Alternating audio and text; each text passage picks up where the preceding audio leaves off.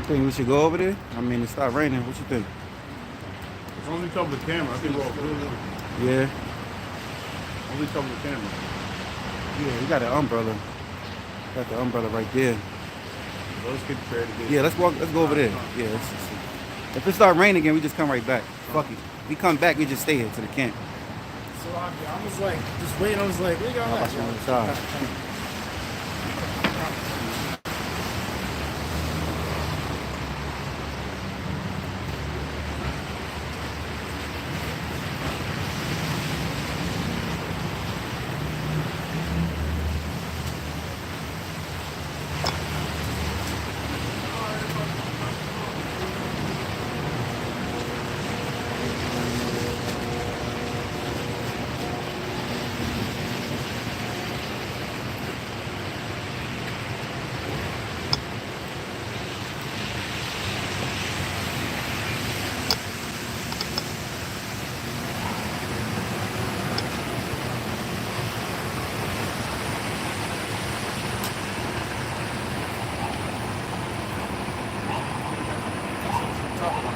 Huh?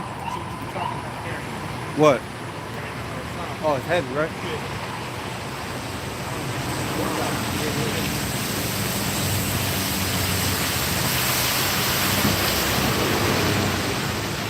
Brother want to hold on, but you can set it off.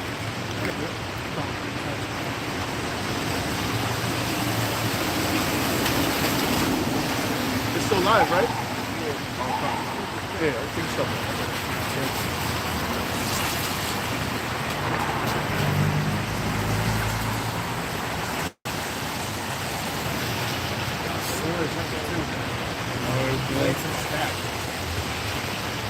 It's getting a little warm or something, but getting the workout ain't so good because not in the wintertime anymore. Wintertime, I y'all stiff, all messed up. Yeah. Going to work, all slow. Nah, not for me. I'm sorry, not for my body. It's just hurt. You know what I'm saying? Like your body, like, moves and shit. Yeah. Move a little slower. It's cold out.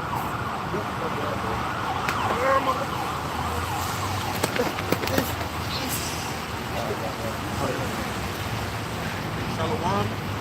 The Hebrew Israelites come week in and week out. We start by giving all the praises, honor, and glory to Yahawah, BaHaSham, Yahawashi, BaHaSham, Qadash.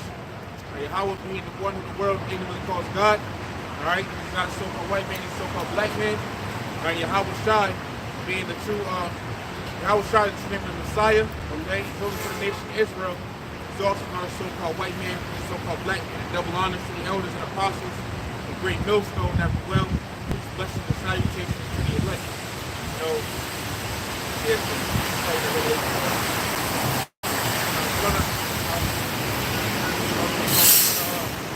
briefly go into Revelation 20 real quick, and expound over that. Alright, so going over that. So when they teach with the school systems, man, they start taking they start teaching Jake in the school systems about the history. They start at, slave trade, man, one of the worst points in time for our people. So in the book of Revelation, chapter 20, verse 1, and I saw an angel come down from heaven, having the keys of the bottomless pit and a great chain in his hand.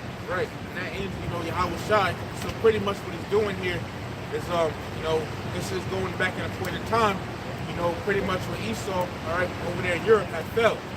This is back during, pretty much the fall of the Western Roman Empire.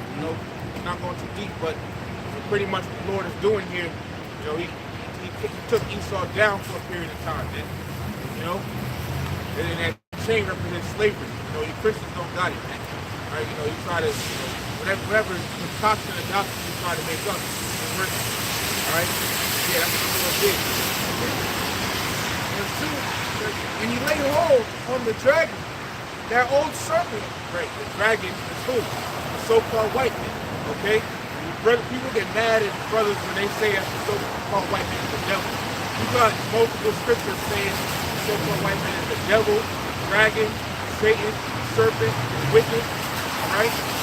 The Bible itself calls the so-called white man the devil, man. Okay? And you know, in the blue of the Bible, blue of the Bible, and it says of Satan like man. Okay?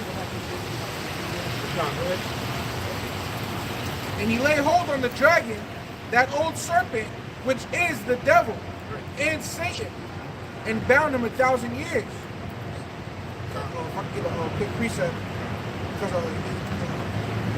it says he is Satan too. This is 2 Thessalonians chapter 2 verse 9. It says, well, we start verse 8.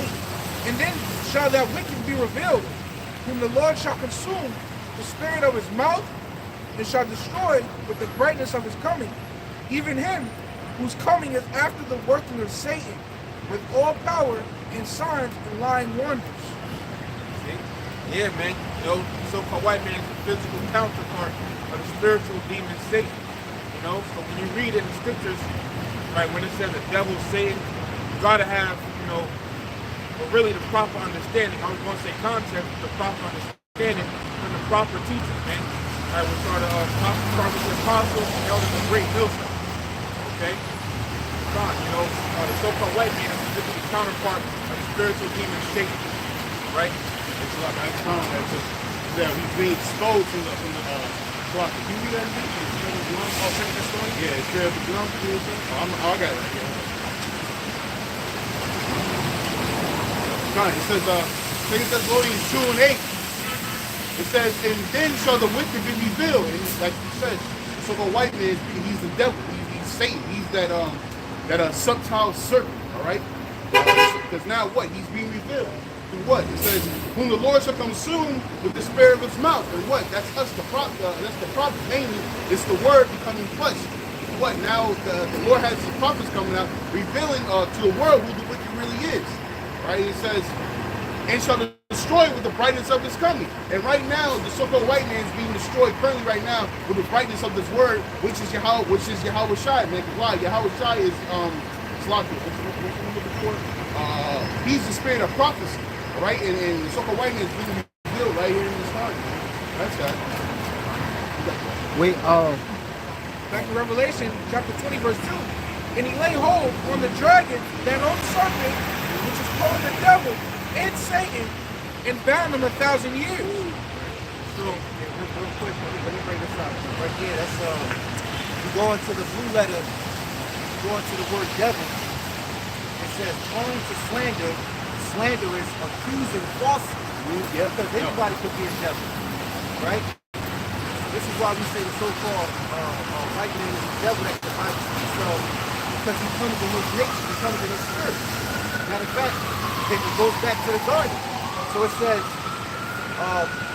metaphor, it says, apply to a man who, by opposing the cause of God, may be said to act in the part of the devil or to side with him.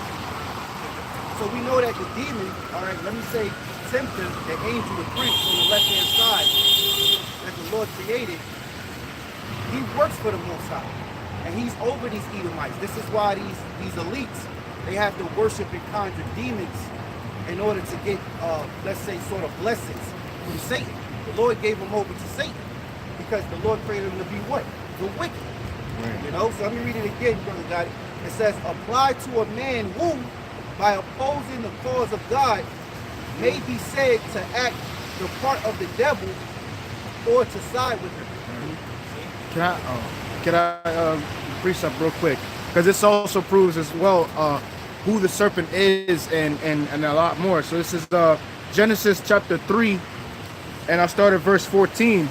And it says, and the Lord God said unto the serpent, because thou hast done this, thou art cursed above all cattle and above every beast of the field.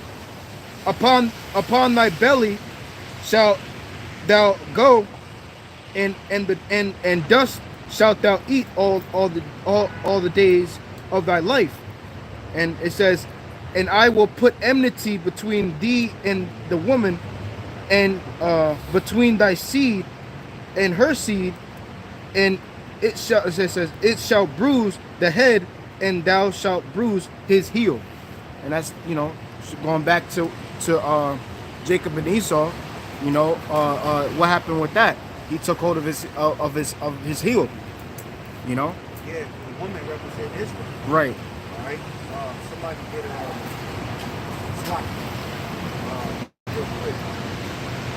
Somebody get Jeremiah 62. Jeremiah chapter 6, verse 2. I have likened the daughter of Zion to a comely and delicate woman. So the Lord referred to Israel as a delicate woman. So sometimes in the context of the scripture, when the Lord talks about a woman, he's referring to Israel. So read it again now. Jeremiah 6 and 2.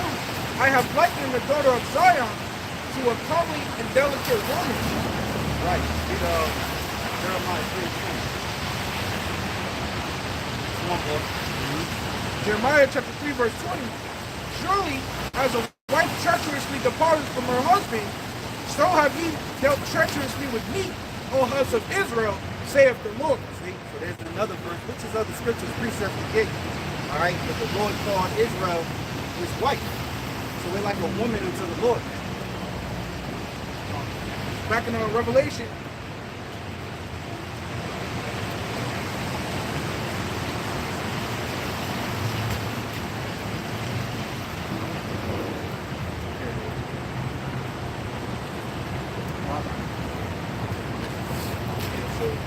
Yeah, man, you know, we'll go back to Revelation 20 chapter. Revelation chapter 20, verse 2, right? Says, and he lay hold on the dragon, that old serpent, which is the devil and Satan, and bound him 1,000 years. Right. So after the so-called white man fell over there in Europe, Jake came into power. You know, so that's why you got, you know, for example, you got those dark icons, man, that you so painted over. You got certain things on what, the Black Madonna, you know, where they said that's a picture of Mary and Yahawashi, you know, painted back then. They don't teach this during they don't teach this, you know, in school, man. And also added to, all right, you know, when Jake was in Rawchaa and Esau fell, that's when, you know, Esau was up in the caves, man. You know, some caves over there in Europe, all right? Thus he has the term Caucasian. You look it up on the resident etymology online dictionary. It says resident or native of the Caucasus, right? Caucasus Mountains. So for a period of 1,000 years, the Lord allowed this devil to fall, man. And Jake was in power. Okay, you can Google it, you know. Some synonymous terms for the Dark Ages are medieval times, Middle Ages. Esau tried to say that they're flourished, but that's a lie. You know? Verse 3 now. No, verse 2, right? To add on to it, brother. When you go look up the word serpent, Revelation 3 and 2, right? That's Revelation 3 and 2. Excuse me. Revelation 20 and 2. Salaki. Now, if you look up the word Satan, look up the word serpent. Where it says old serpent, it says snake, serpent, right? It says with the ancients, the serpent was an emblem of the cunning of witches. The serpent who deceived Eve was regarded by the Jews as the devil. Woo! Our forefathers knew that the so-called white man was the devil. They knew it. Say it right there. All these brothers in Florida trying to come against the doctrine you can't, man. All right, I was trying to say that he'll give us some help, and he's our adversaries and can't say no resist. You know? Like the thing, this doctrine is like how do I say it, man? It's like Superman, man. Nobody can beat it. You know? Ward. Revelation chapter 20, verse 3. A ward. It says, and cast them into the bottomless pit. That's Europe. That's where the so-called white man fell. Why is it Europe? Because the bottomless pit, you know, or Europe, okay, it's lacks natural resources. All right? And shut him up and set a seal upon him. Right. Seal upon him. Okay. So pretty much, you know, Esau, you know, at that time, he couldn't, you know, the Lord had took him down. So, like pretty much how Jacob's on a lower state right now, okay? But, you know, Esau couldn't like forward, you know, he couldn't go around spreading lies, couldn't do none of that, man. He was engaged. All right? You know? He said, that he should deceive the nations no more, till the 1,000 years should be fulfilled. And after that, we must be loose a little season. Right. So it says, so you said the seed of nations no more. So after the Dark Ages, you had what? The Renaissance, which means rebirth. Okay, and that's pretty much Esau coming back into power. And it said that he took the loose little season, man. So from that point on, even up to this very day, we're still in that little season, man. You know, the devil is still over, but it's going to be taken out the way, you know? Yeah. Yeah, I got something. Wait, if I can get it real quick. This is Job, because you said about the Renaissance. This is Job chapter 9 and verse 24. It says, the earth is given into the hand of the wicked. He covered the faces of the judges thereof. If not, where and who is he? Just going back to what you said, man. The Renaissance period is, is that rebirth, man. They started changing into the likeness of their images. So that's what happened, man. Yeah, that's a foul act, man. That Esau did. How you gonna paint over the dark images? But they even had some images of, showing that Yahawashi is so-called black man. All right, but these devils were painted over that, man, by some Bible. All right, that all took place, treasury wars and all of that took place, during the Renaissance period. Real quick, this is the word Renaissance. It says it's a French word meaning rebirth. It refers to a period in the European civilization that was marked by a revival of classical learning and wisdom. So it's rebirth. Yeah. I was going to say that, a lot of people not believe in the scriptures, man. It's even back it up, Yeah, this is the scriptures tell you, Isaiah chapter 30, verse 9, says that this is the rebellious people, blind children, that will not hear the law of the Lord, which to the seers see not, to the prophet prophesy not unto us right things, speak unto us smooth things, prophesy deceits. And one of the deceits is that, God loves everybody, everybody can be saved. They just want to go along to get along. Remember back to slavery, you had the so-called Negroes that was like, get from around here with that trouble, man. Yeah. When you hear, when they came over the plane to escape the plantation, you have some Sambos who they'll tell the master, right? But they'll simply say, like, get around here with that trouble. These same spirits are back, man. Yeah. So they saying the same thing once again. You're trying to wake them up, tell them that, we're the true chosen people of the Lord, that Esau is the damn devil. According to Ezekiel 35, he has perpetual hatred for you. But they in that get from around here with that troubled spirit. But that's ultimately the truth, man. It's gonna show, when once you show it on, then you're gonna realize that we had the truth the whole time. And that Yahawashi sent us out here to warn our people to get right with him. That we can be accounted worthy of his salvation. Because only through the Lord we're gonna be saved during these times. I was gonna say, I just continuously think about like the times we was in school and we had to learn stupid ass shit like Alexander the Great and all them stuff like that, thinking that this person is a so-called white man, this person, like where are we at? We had to just learn constantly about them. It's like, yo, come to find out that we did greater things, man. There's a lot more to history than we think. It's a lot, even when he just mentioned about the school system. I know you've seen that video of that Jake breaking the school system down with Andrew Connie and Andrew Jackson and no, Salutations. Edgar J. Hoover or something like that, and Frederick Gates, which is Bill Gates' grandfather, great grandfather. What was it, 1902? They created the General Board of Education or some shit like that. Right? They put $30 million in just in order for you to create lives. At one point in time, the school system was a private society at one point. Like I said, then in 1902, they created Bill Gates' grandfather, right? Edgar J. Hoover and all that. They created the public school system to where you really just learn what they teach you, not in order for you to prosper and grow as a people or as a society. They put that school system in to make you just be a 9-to-5 worker, right? Or to have their history be known, right? Finding out about Christopher Colombo and all these great so-called white people that came about in this world and how great they are. And then what does that do? That creates the so-called black and Hispanic man to look at the so-called white man as, these are the niggas we have to follow, all right? And then they take in the education, the educations that they learn about, all right? And what it said to what that we don't want people to think, we want workers, or something to those words, you know. But yeah, that's it. And then what does the Bible say, man?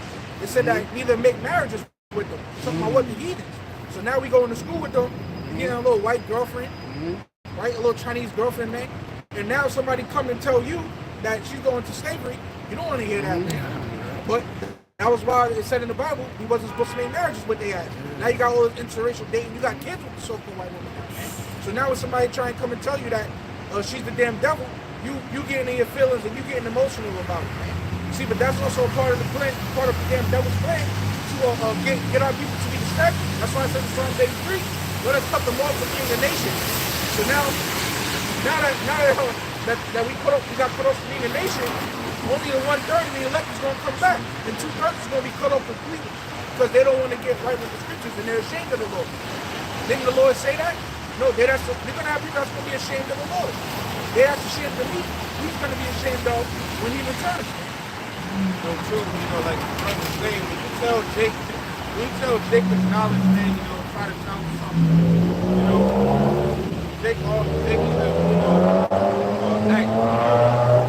either act ignorant about it, they give you this stupid look on your face, man. You try to tell them that you're the Israelites, try to tell them that you're different tribes, try to tell them the name of the Lord, the so-called black man.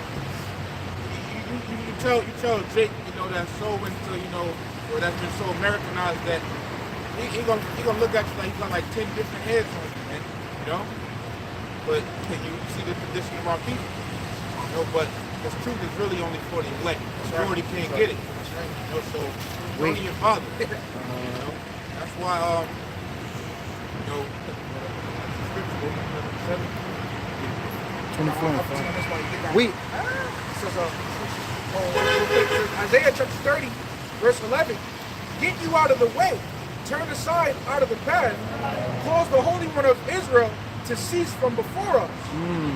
Wherefore, thus saith the Holy One of Israel, because ye despise this word and trust in oppression, so you trust in so-called white man, and perverseness, and stay thereon. Therefore, this iniquity shall be to you as a breach ready to fall, swelling out in the high wall, whose breaking cometh suddenly at an instant. So I mean, what that was the trust upon is going to fall upon you. You're going to have a great fall for trusting in social right. He's going to try and put a sea up in you, man, so that he can be a god over you. And this is the man who you want to, turn your back on the Lord for. I got something. You're going to get what, like Apostle Paul said, you're going to get what you get. I got something. This is Isaiah chapter 24, and I'll start at verse 5. It says, the earth also is defiled under the inhabitants thereof, because they have transgressed the laws, changed the ordinances, broken the everlasting covenant. It says, therefore hath the curse devoured the earth, and they that dwell therein are desolate. Therefore the inhabitants of the earth are burned, and few men left. That's talking about Israel at the end of the day, but the things that Esau Edom has confused and twisted the mind of Israel to make them go off. They play off our stupidity. All right, because why? The so-called white man controls this world. He controls with how you think and how you live and how you move in society. So, changing ordinances and everything like that. Pretty much Dick is going about how the so-called white man goes about in the world, right? Ain't this so-called white man does? Black Hispanic Native American goes by the same way Esau does, man. All right, what's that scripture? How he seduced the man. I'll do it quick. We got the scripture right here. This is Romans chapter 11, verse 7. It says, what then? Israel hath not obtained that which he seeketh for, but the election hath obtained it, and the rest was blinded. See? So, majority of the so-called Negroes, Latinos, the American Indians, they can't get this truth, they can't understand it, man. You know, even the the top, so-called top-notch scholars out there, they can't understand it. You know, but Jacob rather listen to them than you. Right? This is Proverbs 12, all right? Proverbs 12, verse 26. The righteous is more excellent than his neighbor, but the way of the wicked seduceth them. And that's what's happening. The way of the wicked seducing Israel. They know it's what? Go off, all right? Not knowing the name Yahawashi on the side, not even knowing the nationality of who they are. Not knowing the current events that's going on in the world, all right? Here it is, you ask somebody about what's going on in the world. Do they know about China and, the U.S. and China going to war over Taiwan? Or like Apostle Tahar came out with either last time this morning, and I watched it about how the U.S. is going to have Canada to invade Haiti, all right? You have over there in Uganda, where they're over there putting the bill out about how they don't want to have no moles out there in their land, right? Just current events, all right? They saw a video in Ghana. Yeah, Uganda, yeah. Ghana, they were celebrating. They actually was in they filmed it. They was all celebrating, started singing song, and they started speaking about we don't want their policy. Yeah. Wow. And you know what? This has been going on for the past like 7 years. Little do people know, this is not a new thing. They've been going to war about this whole thing for 7 years. They told Obama, look, we don't want your policies over here. Just stay where you're at. What the American society about when it comes to the mole, how they look at moles and how they look at all that. That's the most littlest thing that they have to be worried about over there in Uganda, bro. They want none part of that. The fact that the Lord allowed them to stand against it, it just proves that America is Babylon the Great. Yeah. Proves that Revelation 18 chapter. It's crazy. They've been refused for so long that last year there was an assassination attempt. All right, and they killed. They're trying to kill the Uganda prime minister, and they want to kill his daughter all at the same time. And then you see the recording getting up. Oh, I'm safe, we're good, but we know we did this. At the end of the day, even the Haitian president, was that last year? The Haitian president, I don't know if they killed him, but I don't know if they killed him, I don't remember. Well, but remember, they didn't want to push those vaccines. Yeah, there's vaccines. And look what happened, because why? You're not falling under the rule of the so-called white man, bro. You got Canada over there, I'm saying, trying to bring so-called stability. Yeah, exactly. Yeah.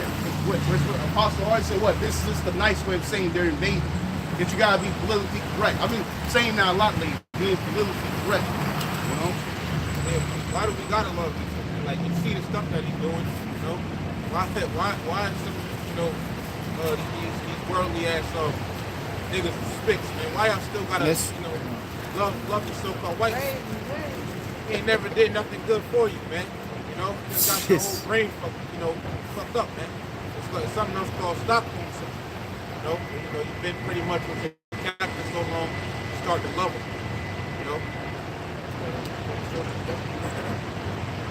Back in Revelation, chapter 20, verse 4. And I saw a throne, and they sat upon them. Right, this is coming. All the hell does come catch. The scriptures say, let me say it like this, John the Revelator, he saw brothers sitting on thrones, man. Keep that in mind. And judgment was given unto them. And I saw the souls of them that were beheaded for the witness of Yahawashi, and for the word of the Most High, and which had not worshipped the beast, neither his image, neither had received his mark upon their foreheads or in their hands. Yeah, real quick, because the prophet saw the vision, it proves that we got the victory. Because the Lord already showed them the future, which is present, which will be present to us, all right, soon.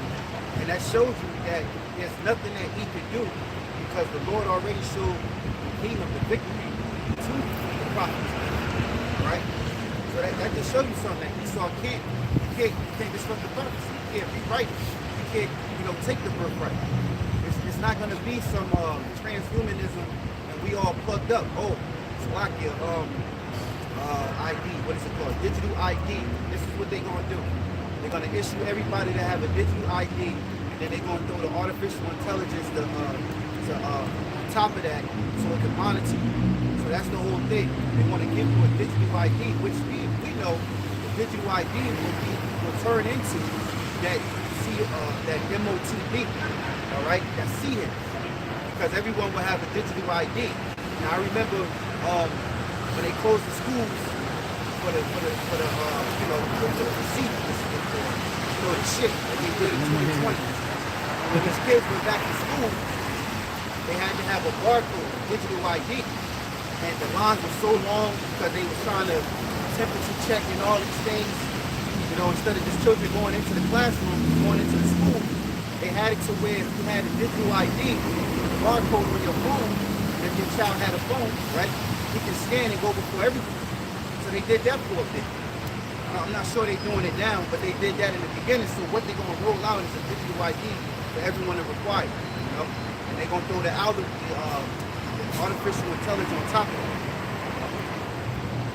Yeah, you know, you see this stuff, you know, it's coming to a head, you know, with all this, let's talk about technology and so forth, you know, stuff is coming to a head. The MOTB prophecy is going to come to pass. But as we read it, you know, as for the saying, the prophets already saw the vision, hey, the elect ain't going to get tricked. And that's another proof evidence that the elect will not get tricked, you know? Real quick, they're coming out with a video game called Mind's Eye. I'll read a real quick paragraph from it, because it's about the C-hit. It says, as GG Recon reports, although the teaser is very brief, small gameplay snapshots indicated that the game will take some elements from the GTA series, seemingly including an open world setting. The story sounds like it would be really cool too. The protagonist has some sort of chip implanted in his head, which looked like it gives him some neat powers. Although the way he speaks about it makes me think that it comes at a price. That's real life. They want to normalize it, get children aware of this program. Right. And this is supposed to be like GTA. GTA is the top game of all time. So if it's going to be on some GTA setting shit, you got a chip in your head, everybody going to be on it. You're going to actually really want, like Bill said, you're going to be pretty much programming before. Make a video game about Jesus too, an open world video game about Jesus. That's what they call that, predictive programming. Because even when you go throughout that series of Black Mirror, everything you see in Black Mirror is coming to pass. In the very last episode, I don't know if they made more, but it shows you that, to where a guy and his man, they got up together after not seeing each other for a minute. They had to put this thing on their head, and they both went into the game. I mean, it was on some black, some promotion. Oh yeah. It goes to show you what he started planning to do. That was a dream come true for that nigga. He was like, no, before that, you would see him out. That was his brother too, right? That was his brother. So that was his name. See, this is where faith comes in. Somebody get free. 18. The Lord talks about faith. Like I said, you know, he said that shall he find faith on the earth, because Esau is going to have his way. It's going to look like he's going to win. It's going to look like he's going to accomplish his goal and successfully, you know, giving everyone that electronic tag. All right, that digital ID, which that digital ID will turn into that C-hit, that MOTB, Revelations 13:16, that mark. You got that up? You can speak with the unjust judge second. Start from 1. I'll start from 1 comment. All right, it says Luke 18:1. He spake a parable unto them to this end, that men ought always to pray and not to faint. See, so men are always to pray. The Lord told us, that's Yahawashi speaking. He said men are always to pray. That's why it's important to pray every day, man. You know, it's nowhere in hell you should say, I ain't got nothing to pray for. We're in hell. We're in a low condition. All right? We need a savior. It's everything to pray for, man. Pray to get the hell up out of here. Pray for the kingdom. Pray for the brother. You know? Pray to have food on your table, man. Pray for help. Pray for protection, brother. You know? Pray to get by every day. Pray to Lord don't believe the Holy Spirit. You can pray for anything. It should be prayer every day. Matter of fact, as a precept, the Lord said, give the Lord rest until he established the kingdom. So we gotta buck the Lord. We gotta buck it. We gotta be on, you know, like a 4-year-old bugging his dad or his mom. Keep calling your name and you get mad. What? Sit down somewhere. Says, verse 2, saying there was in a city a judge which feared not the Most High, neither regarded man. And there was a widow in that city, and she came unto him, saying, avenge me of mine adversary. So basically what the Lord is saying that, you know, picture there's an unjust judge, a wicked man. A wicked man who don't honor the Lord, who's against the Most High. But here it is, you got a woman that constantly comes before him. All right, go ahead. It says, verse 3, Salaki, verse 4, and he was not, He comes before him to beg for help. So an unjust judge, a wicked man, and then you got some widow, some woman, lonely woman asking him for help. But she's bugging him constantly. Go ahead. verse 3 again, and there was a widow in the city, and she came unto him, saying, avenge me of my adversaries. And he would not for a while, but afterward he said unto him, he said within himself, and you know what comes to my mind? Marco Polo, Game of Thrones, and they show you, that's the joke of that series. I don't know if they made a new one yet, like another season, but 2 years old. But what that show does on Netflix, that TV series, is that they show you in the ancient way. You will have the hall, and then you will have every morning or every afternoon, you get a chance to speak your piece with the kids. Council hall. They all had to come before. And you better have come correct. You know? And you have to wait till he asks you to speak. So I imagine there's a hall with an unjust judge. You know, the Lord is saying, and then this woman constantly, she come in for the daily counsel. And here she go again. It's like every day this woman keep coming again. Oh, here she go. As soon as he see her, he already know. Well, go ahead.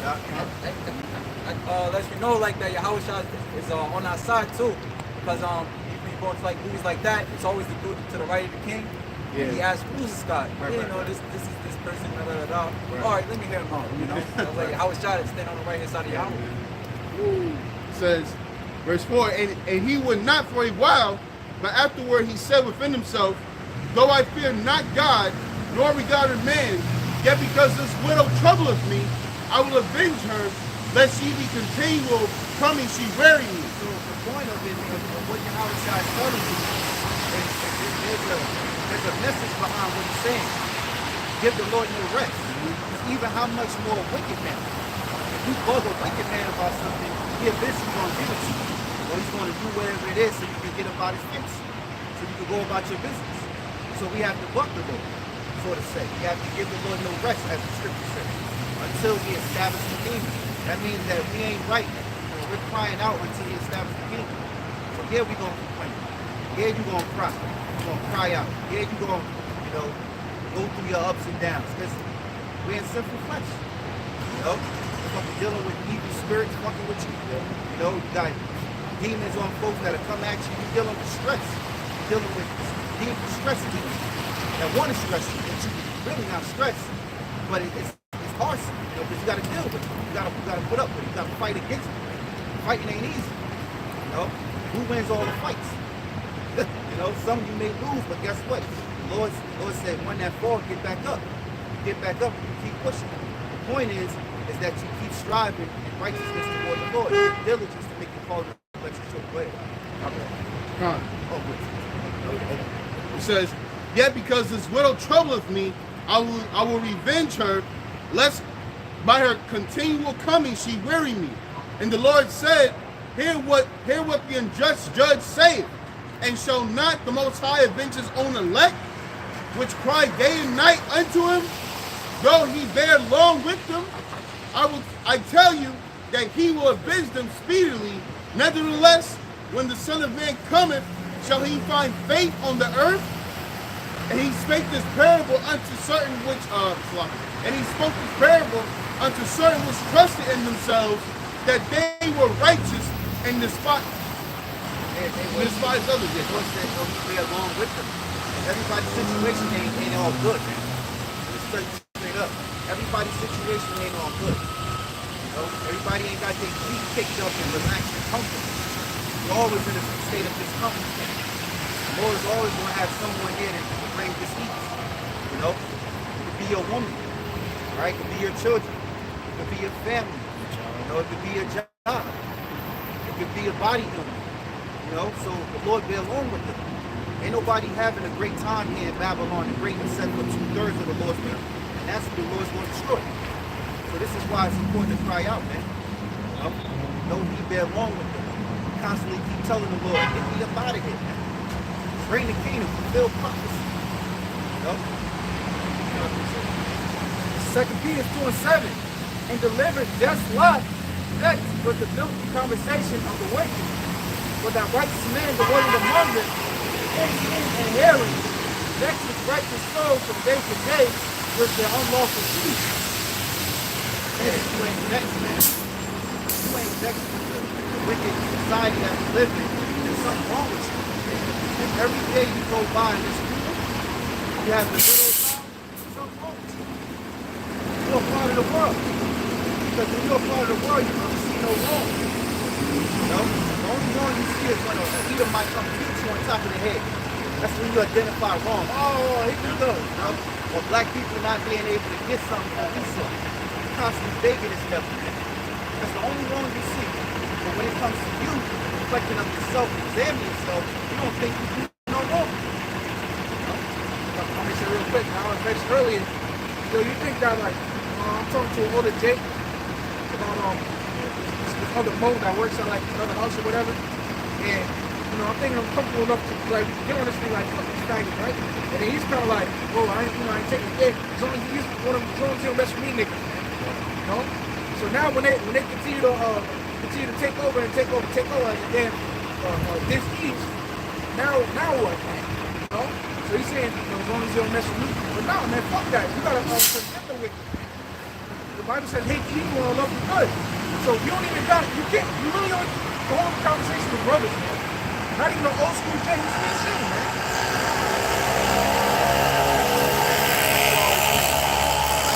Like old school, that's all it is. I can't stand you niggas. I can't stand you stinking ass old shit. I mean every last one of y'all. Personally. You know? Fuck that. You can't stand them. I'm telling you this. Black folks are fucked up. Tribe of Judah, you are fucked up people. Fucked up all over and around. Fucked up.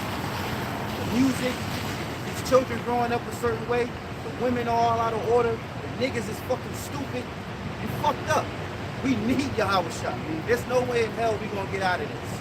Because there's no, you can't pull yourself out of this. Lord done dug in too deep. That's Isaiah the 1st chapter, man. You wanna get that? I got something. If I could add real quick, that's why, like, going to what the brother was saying, like, the scripture says, when there's no vision, people perish. What the Lord said about 2/3, he said, shut their eyes that they may not see. You know, so like the brother was saying, here it is, you in this place for so long, the ones eat you up and you just done. You don't see the future. That's why it's important about who you follow. Hey, you know, I was saying this week, I'm ashamed of being black. You know? You got the lesson today, man. Oh, yeah? I'm ashamed of being black. You know, whatever how you want to call it. Oh, you hate your own people. I hate 2/3, the wickedness of our people, the wicked ones of our people. All right? That's why I love the brotherhood and the ones who are in order with the Lord, man. That's family. You know? But it's like, I tell you, it's like you're ashamed of being black. It's embarrassing. It's embarrassing, man. Because that nigga shit and that whole shit is not cool. You don't even know what you look like. Stupid ass women shaking their asses. Everybody got a BBL. These niggas think these niggas only cheer when it's wicked. Yep, adultery, man. I'm telling you. They exhort everything that's wicked on high. And anything that seems to be, you know, right is on the bottom. This is why all you dumbass niggas grow up to want to be athletes and rappers, entertainers. Ain't none of you don't make them go into work or train up their children to go into jobs that change the world or make the world run. It's like that shit that went down in spring break, man. Oh yeah, Miami. That was all Jake. Yeah. That shit's all over the news. You know, you got people saying, look at all these black people doing this and that. You know, on different newscasts. Yeah. They fucked that Miami shit up. All the niggas from the hood they get a little bit of change, and these college students or whatever, or these niggas from high school, they go down there to Miami because it's easy. Miami, they fuck Miami up. I remember, I don't know, brothers, like mostly 2 years ago, like 2020 when all this shit happened. They was down there and they weren't supposed to be down there and shit. Hey, thanks a lot. Even I was watching the I forgot what cable was. They were going over the Gentile topic again. They're pretty much saying, you know, back then, you know, the circumcision was when they looked at the Gentiles, they really counted them as dogs, man, because how the way they were, how the way they acted, and you know, the philosophy. So it's just right now, like what we're going through. We're looking at these niggas like, I don't want to deal with these niggas, man. These niggas are fucking dogs. They're delusional ass niggas, man. You know, it's the same thing from back then. Of course, it's different because you know they got brung in and everything, but and that's what we're doing right now, trying to bring in those people that they call these philosophies and all that bullshit, trying to bring them in. But in the day, man, these niggas is niggas, man. Hey, you know what? It's a retracted statement, you know, it's a conscious thing, you know, because we grew up calling ourselves black, but we're not black. It's a good thing, you know. And when that thought came to my mind, I said, man, I'm ashamed of being black. Then I said, I ain't black. I'm an Israelite. Yeah. You know? That's good. I got something real quick. This is Proverbs chapter 1, and I'll start at verse 22.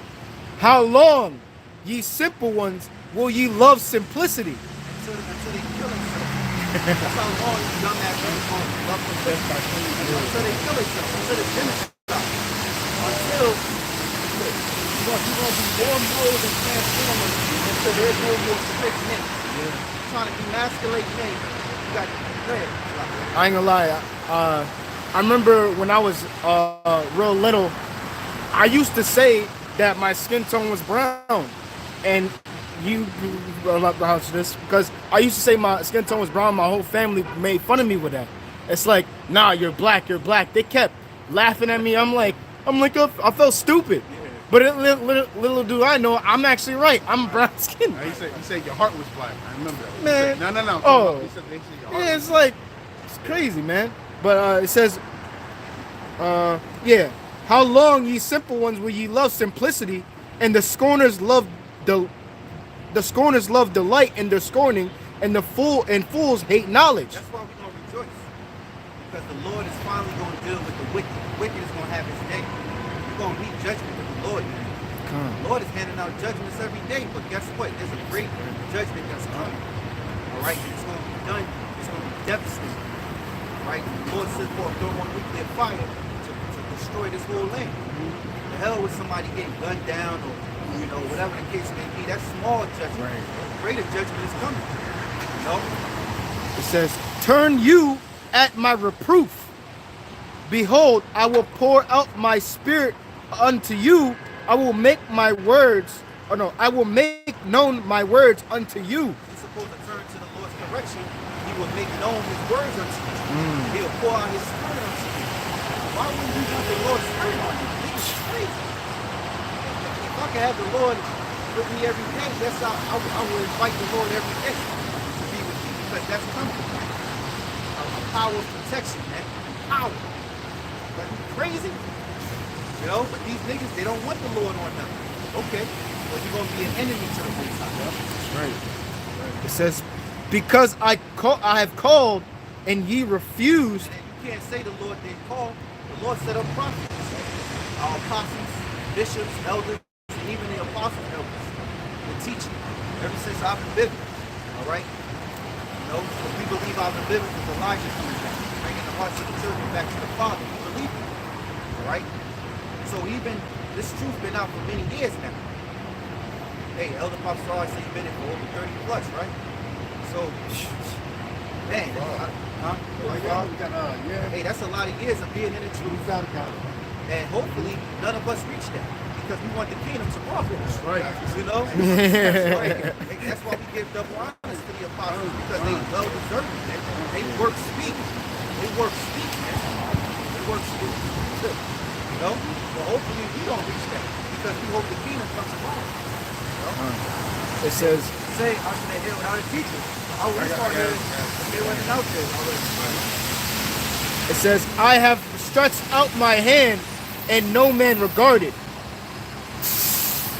And yet, but ye have set at naught all my counsel, and would none of my reproof. So here it is, the Lord had the prophets in the street corners, on every street in every city, every state, you could say. GreatMillStone, like in every city, every state. All called around Allah, Yahawashi outside. So the Lord allowed brothers to hit the streets in the cities, in every state. Then he put it, he upped it up a notch by putting it on the internet.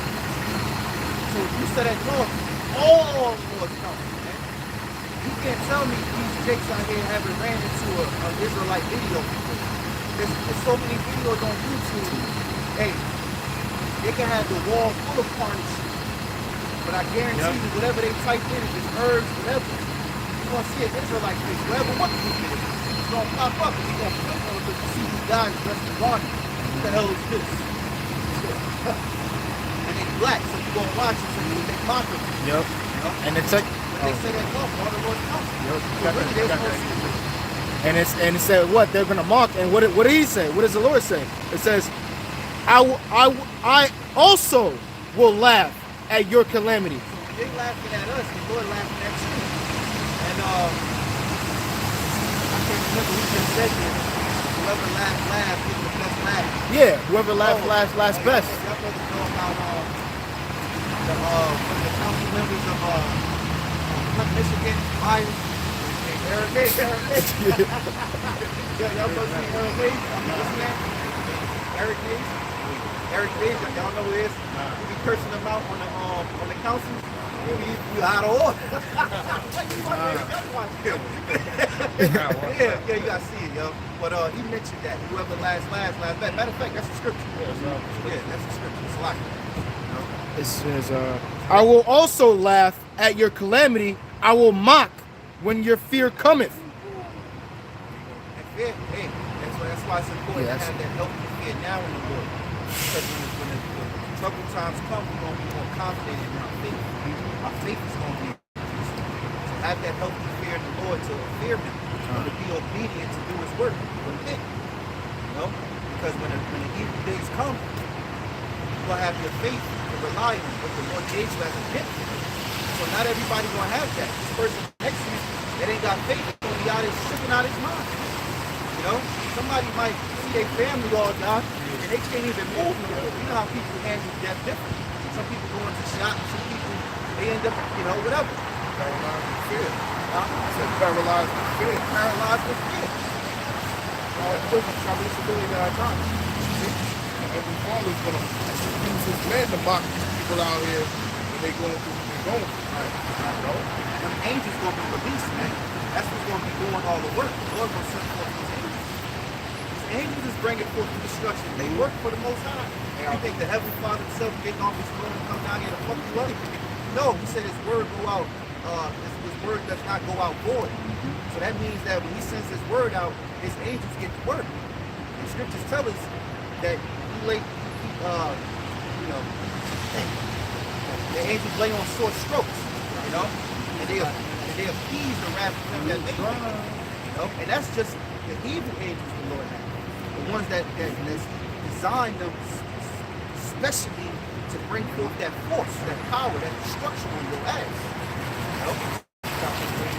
Ezekiel chapter 9 verse 4, and the Lord said unto him, go through the midst of the city, through the midst of Jerusalem, and set a mark upon the foreheads of the men that sigh and that cry for all the abominations that be done in the midst thereof.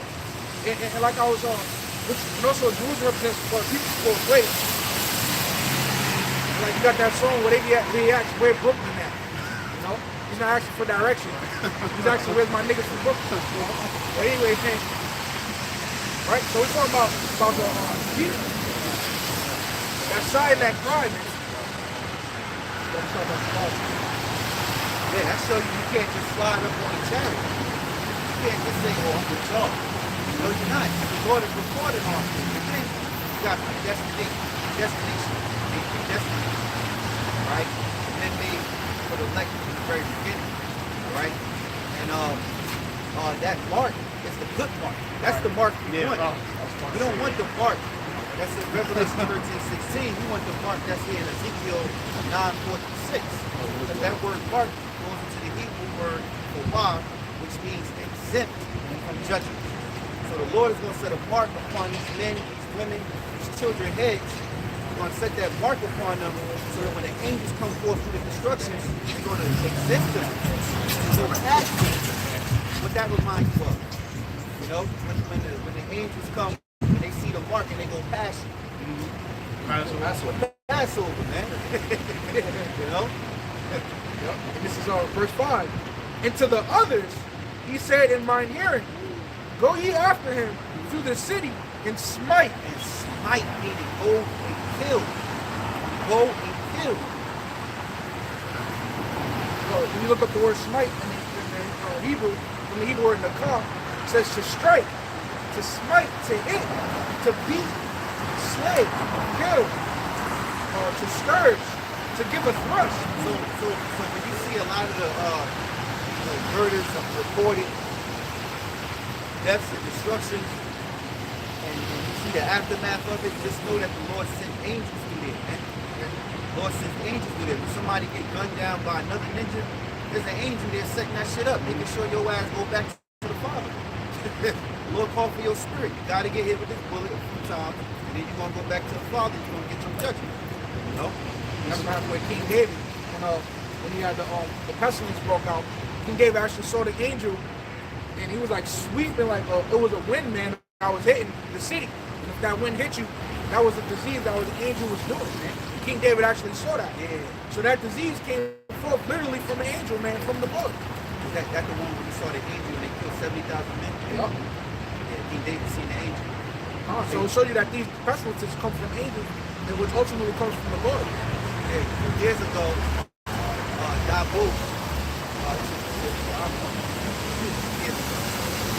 Dabu, he didn't understand one of his reports.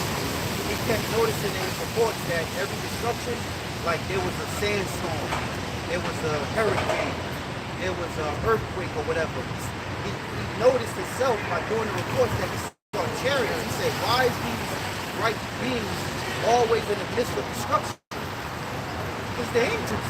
You know? The angel ain't gotta necessarily be in a form physically. He could be in a chariot putting out the work, controlling the elements.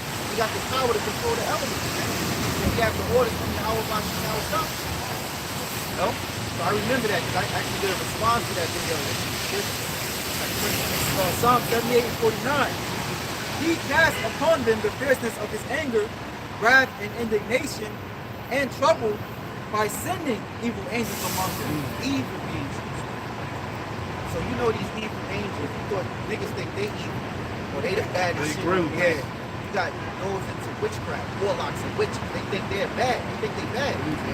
So they got power. You know, they like to threaten others and fuck with me.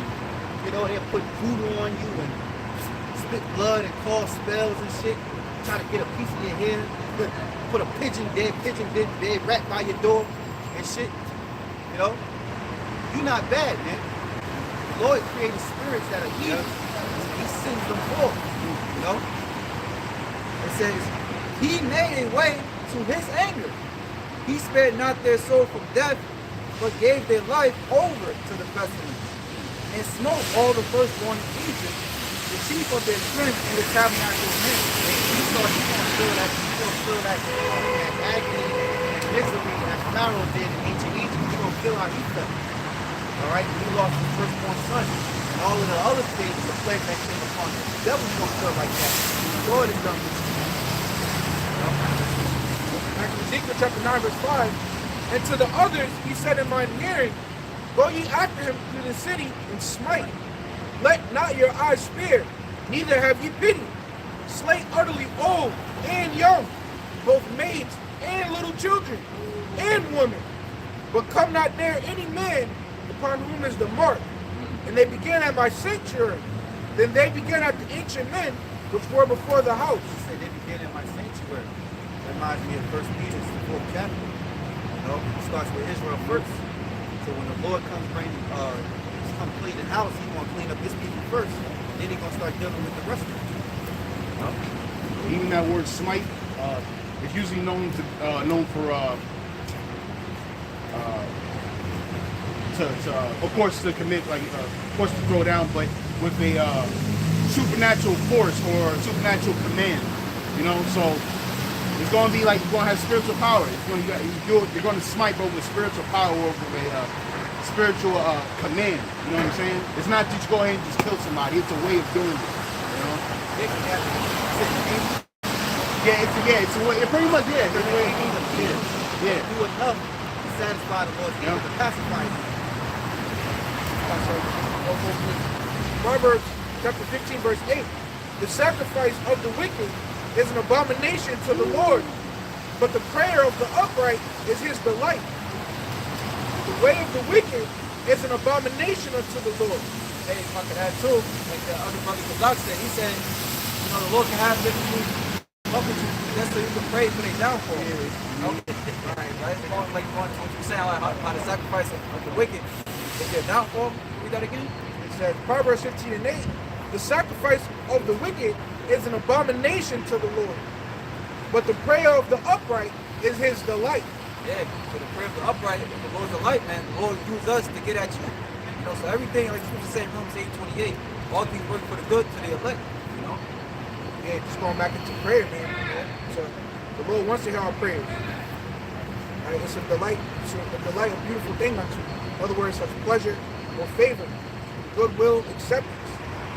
You know, well, Revelation 15.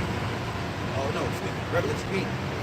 Because the scriptures tell you in Revelation 8, when the angel bring the prayers of the saints to the Most High, he's going to smell from the altar, and he's going to send forth the destruction. So the prayers of the righteous is a delight to the Lord. Just know that when you're praying, the Lord hears you. He loves you. Also, in the narrative, angels that deliver the prayers to the Lord. It's real quick.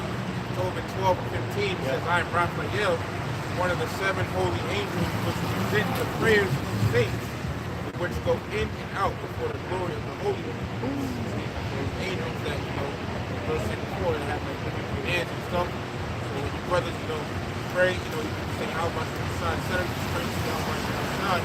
Angels, take the prayers to the Lord. He hears it. He definitely hears it. Don't think the Lord don't hear you. Sometimes deep in the back of your mind, damn, man, the Lord hear me. The Lord hear.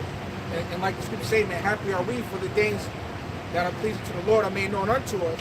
That's one of the things that's pleasing to the Lord. It just say, prayer of the upright is delight.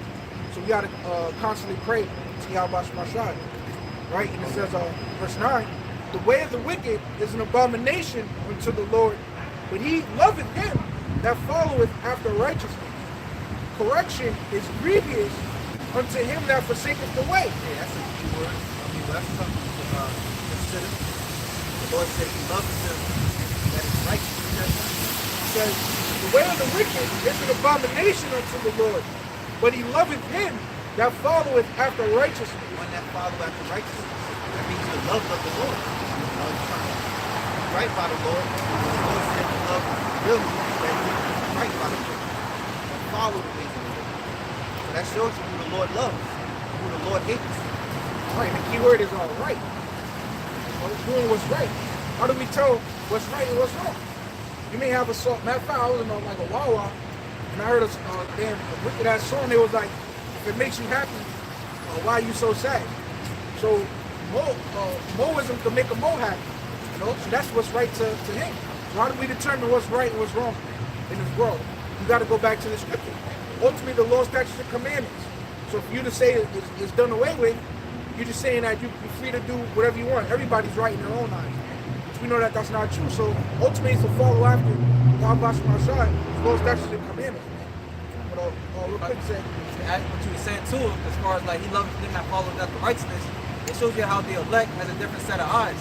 When you think about it, like in the time of Egypt, he had to follow one of our people. You know what I'm saying? If you do that now, it's like, what you following this nigga for? You know what I'm saying? So you follow a man after your own, one after your own people, realizing that the Lord has put him down here to teach you. So correction is grievous unto him that forsaketh the way. Right, that right there is a great disqualifier. That's a way that you can qualify somebody. If that person is against the word of the Lord, you presented them some type of knowledge, wisdom, understanding, correction, and they want to buck up against you. Now, that's how you can tell a contrary spirit to the Holy Spirit.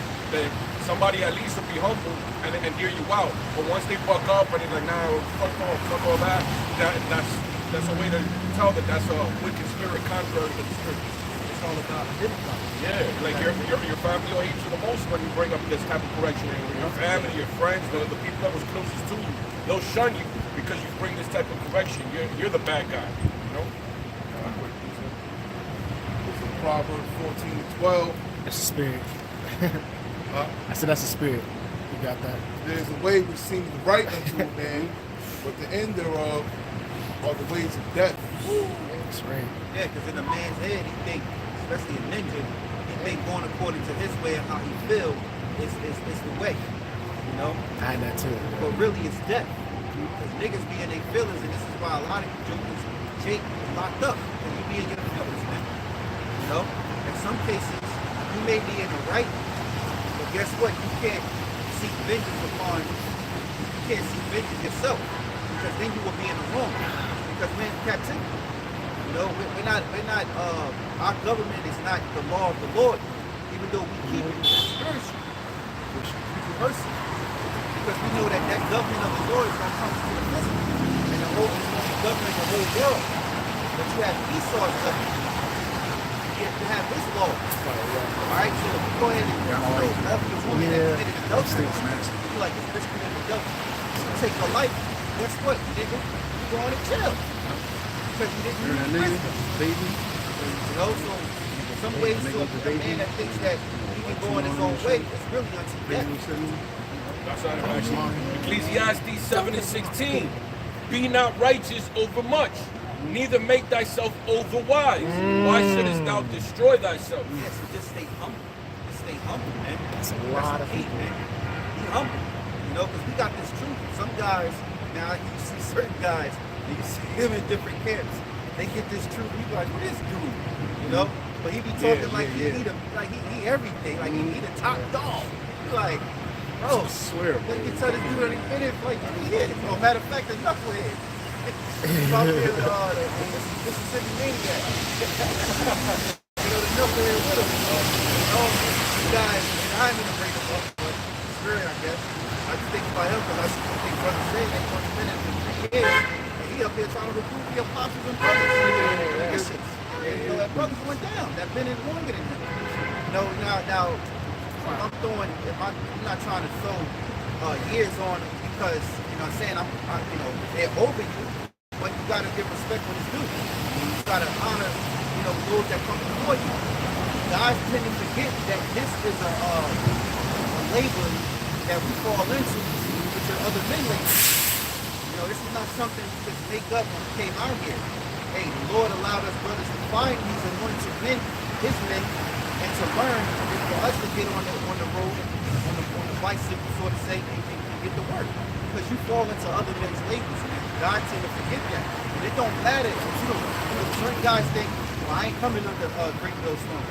I'm gonna do my own thing.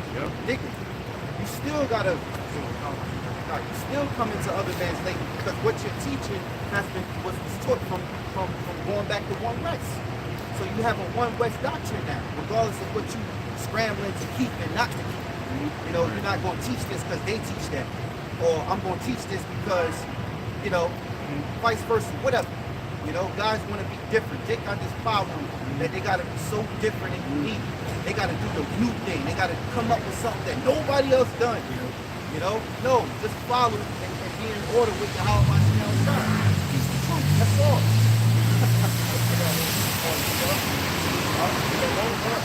I have another thing for you.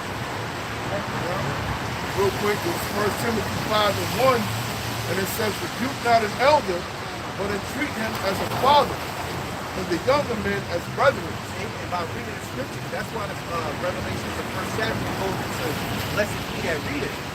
Because if you read the scriptures, you would know not to rebuke an elder, someone that came before you. So yeah, we throw out the years on it because it matters. You know, the apostles brought out years ago, you got different levels, like dragon, Elder Apostle Bar. he said the dragon, that's like the top. You got the owl, you got the monkey, the parrot, you know. Well, some of these guys are going against the dragon. You're nothing but a parrot. It don't make sense. Period. You know, it don't make sense, man. And be humble, because what the Lord wants you to be is be humble. Look at us.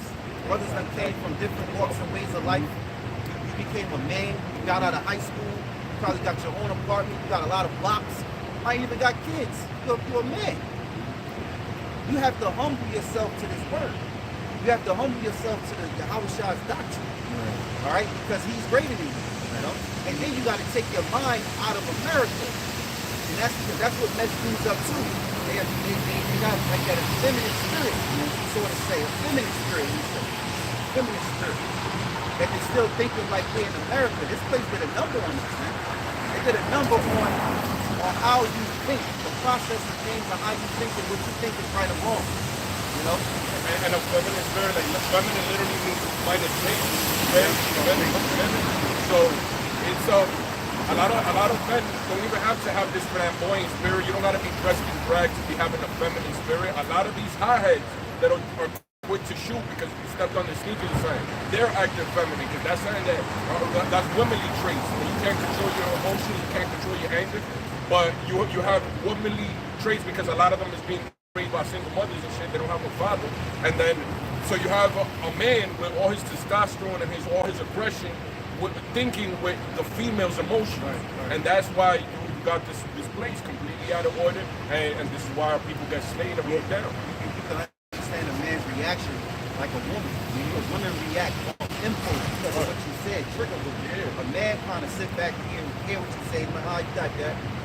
You let it weigh on him, you know, because it's logical. He's thinking about, okay, it's another way. Yeah. But a man that reacts, like, around slacking long, I said, what up? I was going to say this real quick, because growing up, the type of friends, and I just say this is experience that I went through, the type of friends I had, one guy, he could fight his ass off. He should be in the UFC. They could know how to, he taught himself, but he taught himself by having many fights. He got beat up all the time when we was kids. By the time before we got to 8th grade and then 9th grade high school, he was beating everybody. He was beating up dudes that was already graduated. He was bigger than him, and this guy is Shapar height. Shapar size with a beard and shit, right? And this guy, growing up, he didn't have much knowledge, stuff like that, you know. Wasn't a cook like everybody else, but one thing he could do was fight. But I tell you this, the emotion, he was raised only with his mother, had no father, because his father wasn't in his life. But I tell you this, you get into an argument with him, very emotional. Soon as you got one up on him, you might be arguing, going back and forth, something like he'll stop the conversation and be like, but you can't beat me though. He'll take it there so he can win, because he was emotional. You know? So emotional guys don't really use their brains, they just react because they know I can win, I can beat you here. But we just having a conversation about a basketball game. Who the fuck wanna stop and just fight you so you can get your point across? That don't make sense. The guy that you have but much, but the guy whoop your ass, man. Whoop your ass. Man. Hey, that goes to show that even that word effeminate, that goes also to also means vacant or empty. That's why I don't have no fucking knowledge. That's why the Lord deprived the woman from having knowledge. And you acting like a fucking female, you don't have knowledge. So, you know what I mean? This is precept. Proverbs chapter 25, verse 28. He that hath no rule over his own spirit is like a city that is broken down and without walls. Hey, speak about the same God. They have no rule over his own spirit, driven by the lust, right? That's what happens when you grow up in a society. When you go into school, the way your peers are, and I mean, you know, everybody's different, you grow up different. But I'm from the hood, you know, we from the blocks and shit, the cities.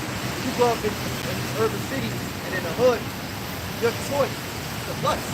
Your choice to lust. The same guy, make a long story short, the same guy, he ended up getting, well, he's good now, but he ended up driven by lust, ended up smoking something, it made him crazy. He bugged out, but he ended up getting help, and through the Lord, he's back to normal again. Shit, but he was bugged out for a while. I mean, bugged out. You know, you'll call his name and start running up the street on some like crackhead shit, but it wasn't crack.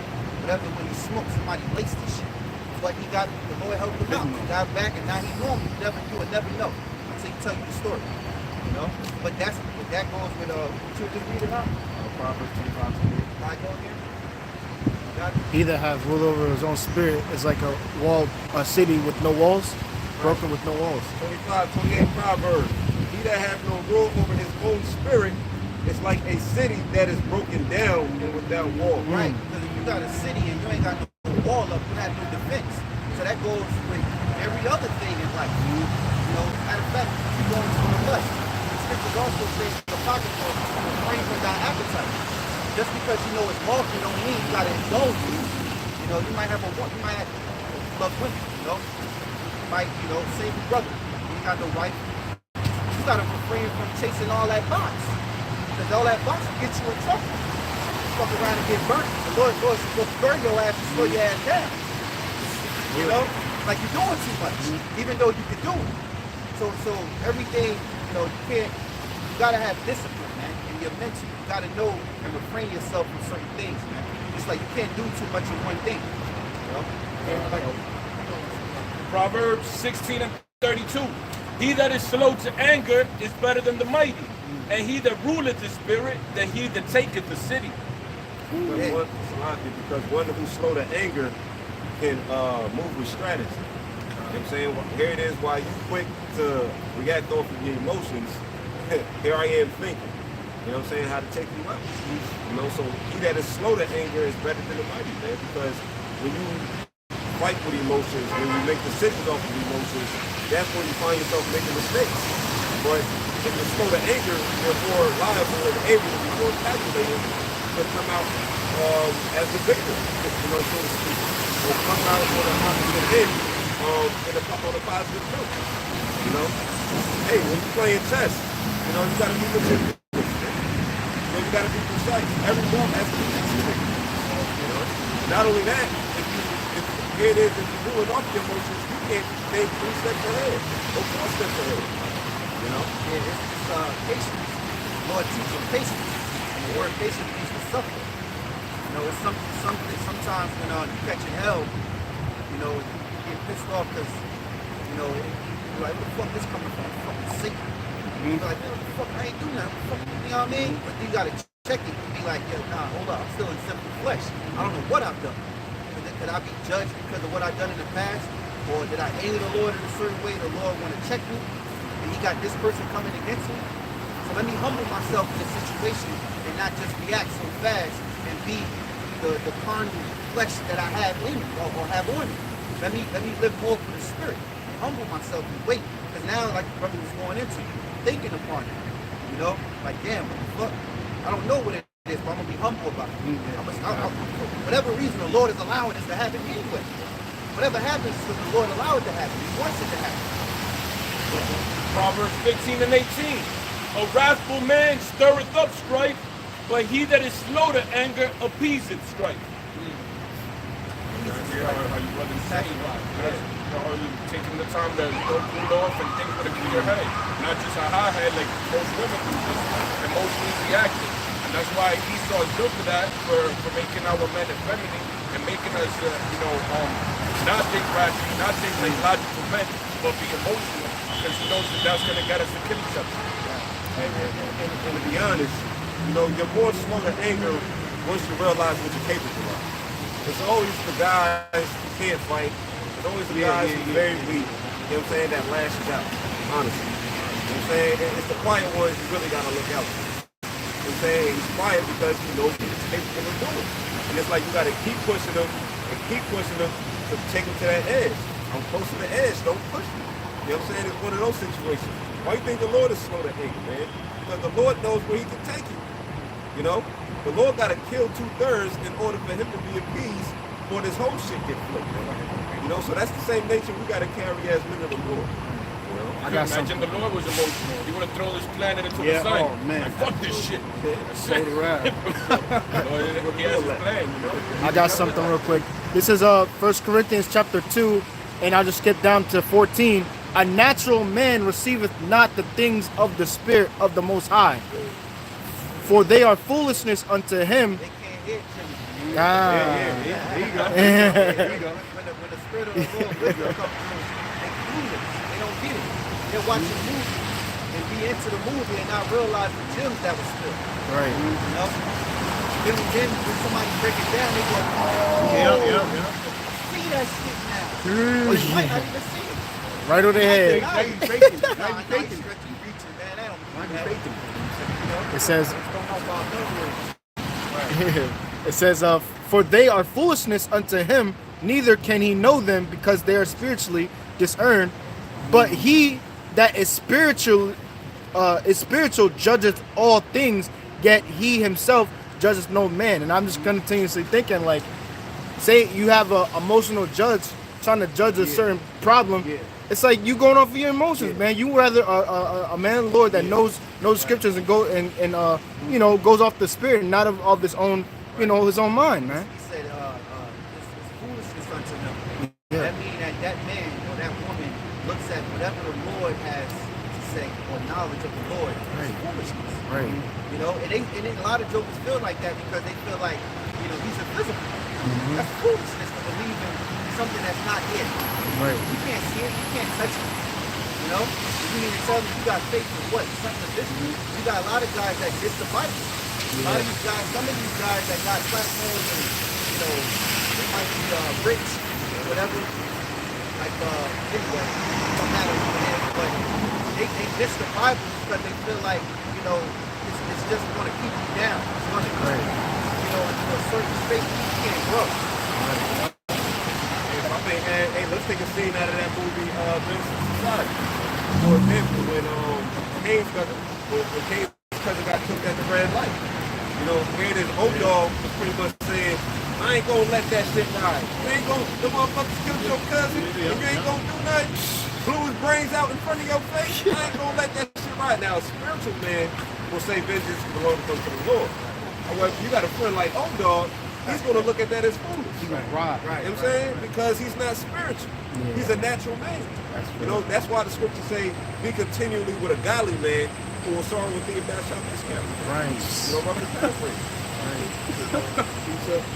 This is Ecclesiastes 7 and 9. And it says, be not hasty in thy spirit to be angry, for anger resteth in the bosom of fools. Does they make mistakes? That's why the scriptures also say, be angry and sin not.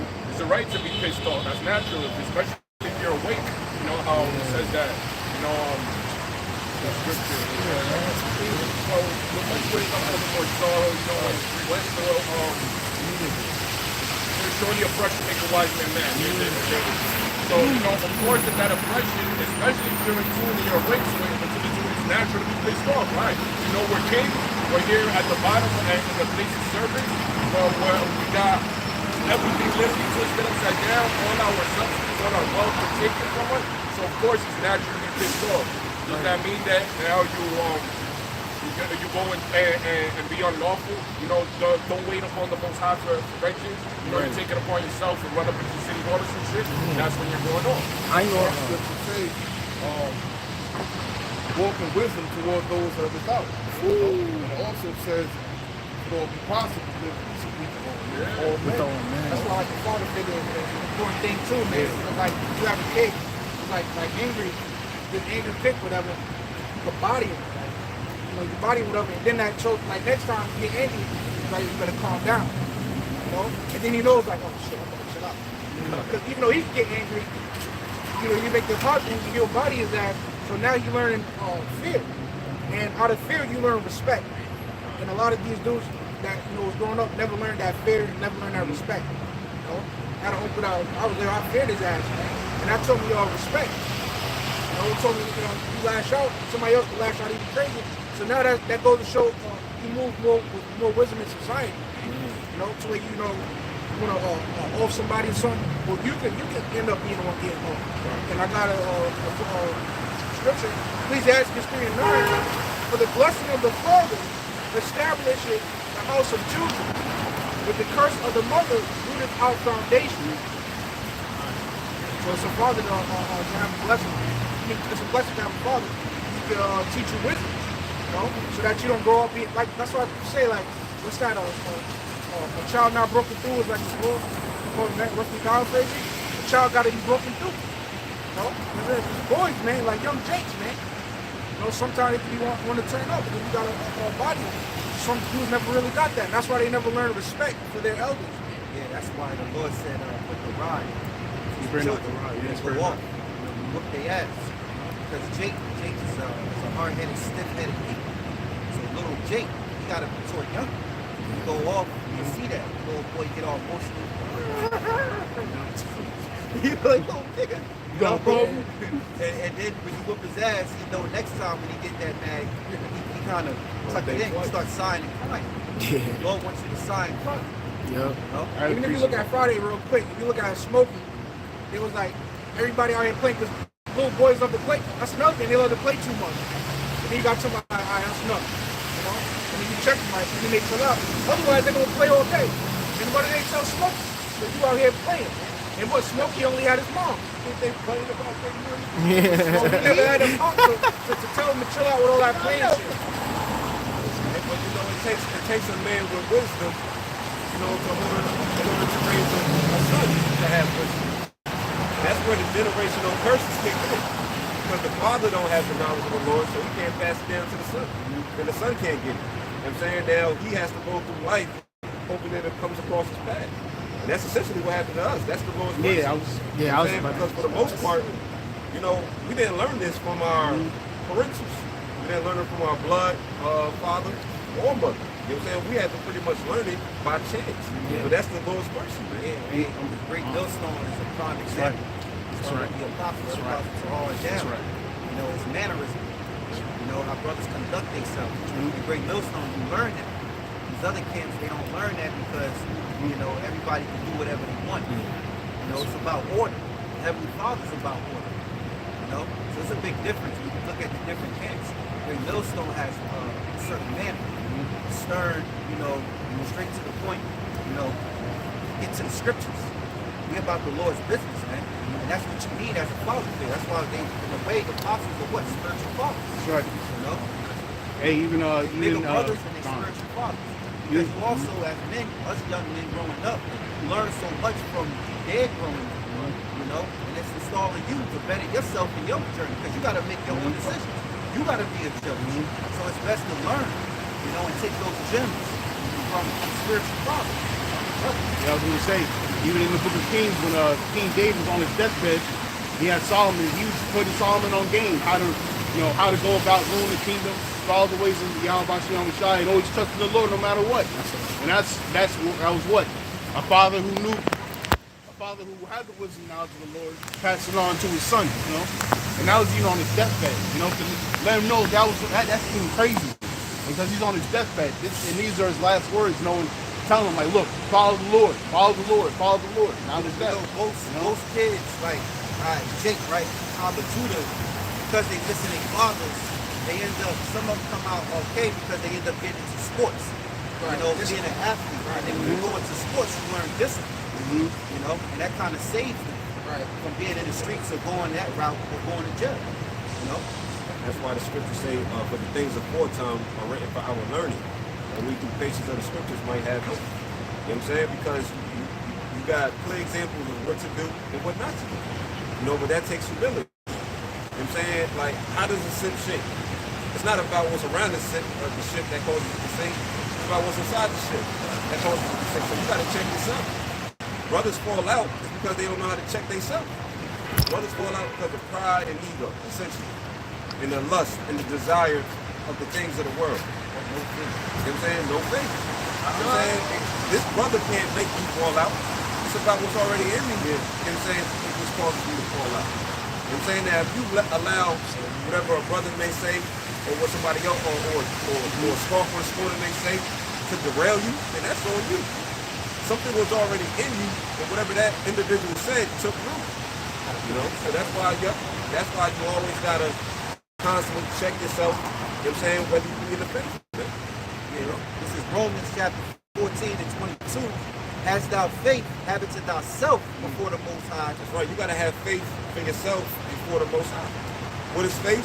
Faith is the substance of things hoped for, the evidence of things not seen. You can't pour from an empty cup. Nor can you pour from a cup that's half full. Otherwise, you'll have none left. You know what I'm saying? Like the scripture says, my cup runneth over.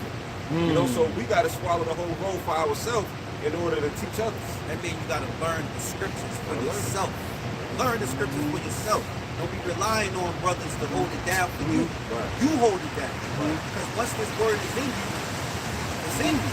You know better. You're supposed to be a judge. The Lord is having brothers rehearse the righteous acts of being a judge, man. You know, and it keeps you solid. I got Why the scripture say, let every man be persuaded in his own mind. We can't have faith. I can't have faith for him. We can't have faith for his brother. We all gotta have faith for ourselves because during the time of Jacob's trouble, the martial laws out here in the streets is going to be between your faith, between you and Yahawashi and Yahawashi, your relationship. Right? You can't get saved over another man's relationship with the Lord. That's true. It says, hast thou faith, have it to thyself before the Most High. Happy is he that condemneth not himself in the thing which he allows. That's right, because it is not everybody got good food out there. You know, when I say that, doctrines, belief systems. And that's pretty much going into what I just said. If you allow what a scoffer and scorner say or a false preacher to take root within you, then you're going to allow whatever that individual said to condemn you. You know what I'm saying? Somebody gets Sirach 14 and 2. You know what I'm saying? You're going to allow that to condemn you. You got people out there that believe the mark of the beast is Christianity. They allowing what he eats to condemn them. You know what I'm saying? Because that's not the truth. You got people that believe salvation is open unto all nations. You're going to be condemned if you believe in that fallacy, man. Right? Yeah. This is Sirach 14 verse 2. Blessed is he whose conscience hath not condemned him, and who is not fallen from the hope in the Lord. And who has not fallen in his hope in the Lord. So you don't want your conscience to condemn you, man. You know? The conscience is the separator between righteous thoughts and wicked thoughts. Now, if you allow those wicked thoughts to take root, then that's on you. You know? Apostle Paul said, hey, you can dance with the devil, but if you get bitten, that's on you. Dance with polite if you want to. Hey, what's the name? Alizé, you know, he got confounded. You know what I'm saying? He danced with the devil and got bit. You know, so you got to know. What, during that debate he had? Say it again? During that debate he had with that guy? Yeah, with Alazar and we said angels was manufactured on another planet. That's so polite. Polite, that's what I'm saying. Not the recent years. Nah, yeah, it's some old stuff. Yeah, it's some old stuff. You know what I'm saying? But that's just an example. You know? Because he had no business sitting down with them guys. Right. You know, we're not sitting down with unbelievers, we're prophets, man. We're not out here to debate, we're out here to tell you what it is, whether you're here for there. That's it. And we pack it up, go home, and live our life. You mad, you mad. That's on you. The scriptures tell you in Ezekiel, what's that, 3 and 15, 17 on down, you get the blood off your hands. You know, so hopefully now we gave you the word, put it out there, whether you believe it or not. Now, when the prophecy come to pass, the scripture said, then you should know a prophet was among them. Now, we in hopes that the Lord don't destroy us when he destroy you. You know? Yeah, now as ambassadors of the Most High, which is a mouthpiece. So the same way that the Most High, where the Most High is coming from, we're not here to go back and forth with him. It's either, you know, he just tells us what it is, and that's what it is. We're not here debating with the word. It's the same way if we're his mouthpiece. We're not debating with you. We're just letting you know what it is. This is not a back and forth thing. You take it or leave it. You either here or for there. Right. And even, you know, study for the word, we out here teaching, we got men that have come up, question. It becomes in the form of a debate. But what we're not going to do is set up a debate session, meet at a certain time and day, generate a crowd for money, and we're going to go over this. No, we're not. We're gonna come out here and teach the word like we're supposed to, like the Yahawashi said. All right, feed the sheep and come out there on the highways and byways and teach. Now, if they still have to come to the camp, and if we want to deal with them, we can deal with them, and it becomes like a debate. But what we're not going to do is have, you know, a session where we set up a date like these guys are doing, and all that's doing is for vainglory and money. You know, that's all it is, vainglory and money. The same dude, Alazar, he was on No Jumper. Talking about his life and how he came about. Like, who the fuck cares? Like, my thing is, I thought, you're a prophet, you're supposed to be a man that represents Yahawashi, Yahawashi, and you out here teaching the word, and you know the scriptures. Look, we keep doing this for Yahawashi and Yahawashi. We're not doing this for ourselves. Yahawashi didn't, he came, he wasn't making it about himself, except for what was established that he was the son of the Most High. So yes, it was about him, but he did the work of the Father, because the Father wanted it to be about him in a certain case.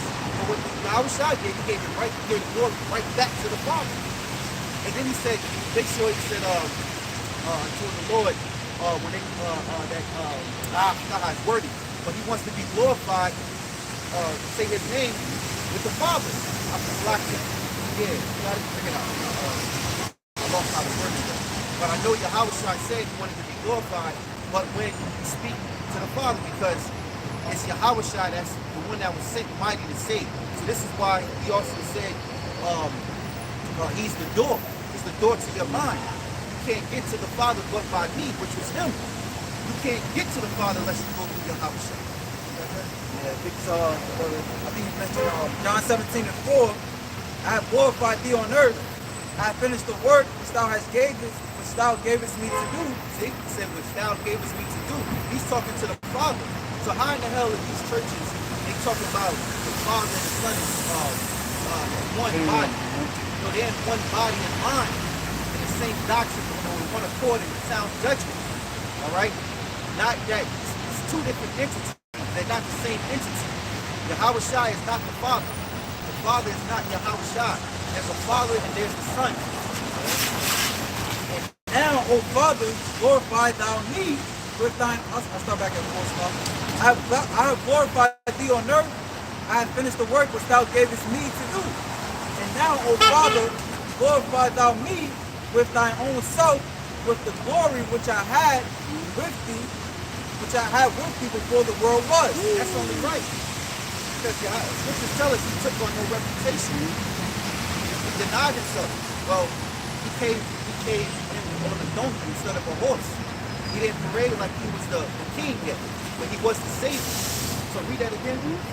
It says, and now, O Father, glorify thou me. So he told the Father, glorify me, because he is the one to be glorified. Go ahead. With thy own self, with the glory which I had with thee before the world was. Right, so Yahawashi is to be glorified. So you got niggas talking about why we glorify even that same God. He got a problem with us worshiping Yahawashi. We worship Yahawashi. What the hell? We worship the Lord. You hear what the Lord is? It's only right for the Lord to take this position. This is his rightful position. Nobody else can fit these shoes, or like John said, the latches of the shoes. No one could take the spot. This is his spot. Matter of fact, somebody get Revelation. To unlock the seals. 17. This is 1 Timothy 2:5, and it says, for there is one power and one mediator between the Most High and men, the man Yahawashi and Mashiach. Yahawashi is the one that does the seals. Now, how we know about the Father, we couldn't understand his book. The book is the mindset of Yahweh. We're praying, and all these things that we're doing, it's all going through Yahawashi to get to the Lord. Without Yahawashi, the Lord wouldn't hear us. We're still living in wickedness. Yep. Revelation 17 and 13. Probably shot. You know? They hold that. So the book of Revelation, chapter 17, verse 13, says, these have one mind, and shall give their power and strength unto the beast, Which is native. Right?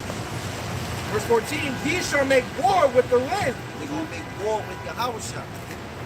Right? The North Atlantic Treaty Organization, all the countries banded with them, they're going to turn and fight and become one to fight against Yahawashi. Go ahead. And the Lamb shall overcome them. And Yahawashi shall overcome them. He's going to take the kingdom. Go ahead. For he is the Lord of lords, and the King of kings. And they that are with him are called, and chosen, and faithful. And he said unto them, Lord that are with them are called faithful and true. Now this is talking about the Lord elect. That's going to be with them. That's going to be the living. But if you could go into the full letter of Paul. Go on to Paul. Paul, from the Greek word kletko, he says, Paul invited to a banquet, invited by the Most High proclamation of the gospel? Not that born and chosen. The Greek word for chosen, electos, it says picked out, chosen by the Most High. See, chosen by the Most High. It says electos. That's the elect. Now Yahawashi is the elect. He's the elect of the elect. Of the elect. You know, he's the top elect. And Yahawah have chosen him. Go ahead. It says to obtain salvation. To obtain salvation. Go ahead. Through the Messiah. It says Christians are called chosen or elect of the Most High. The Messiah and called elect as appointed by the Most High to the most exalted office conceivable. Most exalted office conceivable. That's what I want. You know, most exalted office. Yahawashi has the most exalted office. He can't pass Yahawashi. So Yahawashi told the Lord to glorify him is only right. He was sent by the Father for you to worship him, man. How was he going to deal with you? He said, deal with my son. Alazar be the same person who worship you. Right. Tell you not to worship Yahawashi. Catch that. He was worshiping Catch that. And Catch that. He was worshiping her. He was all on her, her shit. He's just mad because he didn't get the invite. Right. So if he didn't get the invite, he's going to hate on everybody else that got the invite. It's just that jealous emotion of you chose them and not me. Right. You know what I'm saying? Like it is like a nigga would naturally hate on another man because he got the girl that he wanted. Right. You rejected. Right. You know? And even looking at his life, and this is, you know, my understanding of him, my time seeing him, you know, watching him for years, here and there, you know, whatever occurred and came about, is, you know, this he got what he wanted.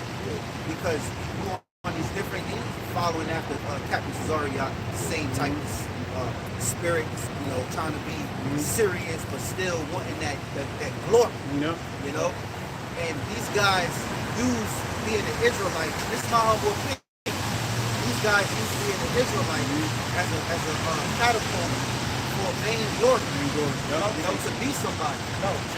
Politics and finally found his niche, you know, and it's all to be what? To be what? Validated among the athletes, certified position. He's insecure because he's seeking validation for the people. Like, for example, when we get this scripture real quick, this is John chapter 7, verse 16. Yahawashi answered them and said, my doctrine is not mine, but his that sent me. If any man will do his will, he shall know of the doctrine, whether it be of the Most High, or whether I speak of myself. He that speaketh of himself seeketh his own glory. But he that seeketh his glory that sent him, the same is true, and no unrighteousness is in him. So, you know, that's a practice too for brothers. You know, if I learned from brothers, and brothers taught me certain gems, mention certain things, just so happens to gather among brothers. Brothers give you some gems, man. Don't speak of yourself. Sometimes you speak of yourself as an example.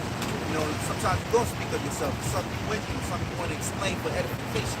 But when you got a guy that's speaking of himself too much, you know that, look, it's vainglory. He's looking for something. Exalt himself. Upcoming and shit. Yeah. You know, because it's not about us. This is about Yahawashi. Now, that's about us in the case of being delivered. Matter of fact, go back to that scripture and get look up the word faith. Yeah, and fame is synonymous with famine. So like the most famous people are the most famished. They're empty, so they need that attention. They're hungry for attention because they're empty. They don't got nothing of any real substance. Hey, they well goes back to that word feminine that we were talking about earlier, and that coincides with what? Being empty and vacant. All of it for nothing. So back in Revelation chapter 17, verse 14, in the Greek word for called, it says "kletos," says called or invited to a banquet. See, we're invited. We've been called into this truth. Into that marriage. Invited to what? That salvation, that marriage. You know? It says invited by the Most High in the proclamation of the gospel to obtain eternal salvation in the kingdom through the Messiah. Eternal salvation, man. You see that? I lost my train of thought. My point here, but it said what it said. Hey, but it's heavy, but it says through the Messiah. So the only way we can attain eternal salvation is through Yahawashi. His name ain't Yahawashi for no reason. It's called the deliverer. He was born to deliver the elect of the nation of Israel, the whole nation salvation secondarily, man. So why is that man not to be worshipped? Come on, man, make it make sense. He gonna save you. Yeah, yeah, we're gonna save him, right? Yeah, and that was the point because I was making a statement about, the point is to be saved. So you fall to what? To see eternal salvation. That's the reason why you fall. So like you know, and then same way that Yahawashi is in order, that he knows that he's gonna get his glory through the Father. We gotta know that our glory comes in order. You know, it comes through the outside. His glory comes through the Father. Our glory comes through the outside. I mean that example you gave. That example you gave about going to the club. Like say you go to the club, they're not club, but you know, I mean, you go to a party or whatever. You know, Yahawashi gonna pay for all of us, man. He's gonna give, nah, I got you, I got you, bro. You gonna give us that, pay off our debts, you know what I'm saying? Give us to the club, nah, I got you. But you gonna be the one not invited, now you can't come to here. Hey, remember the Lord made a statement too. He said, the Lord would say, I never knew you. You know, and they wasn't really, they don't have that invitation to that union, to that marriage. You know, it's say how you come in with the garment, what you doing in here without a garment. Gotta have what it takes. Yeah. Like you said, you got us covered. It's Psalms 32:1. The Psalm of David, Mashel, blessed is he whose transgression is forgiven, whose sin is covered. Blessed is he, because not everybody's sin is going to be covered. You know, the Lord is selective, you know, in who he deals with and who he gives his mysteries to. Right. You know, if the law is for everybody, everybody will understand his knowledge. Right. Everybody will be out there teaching.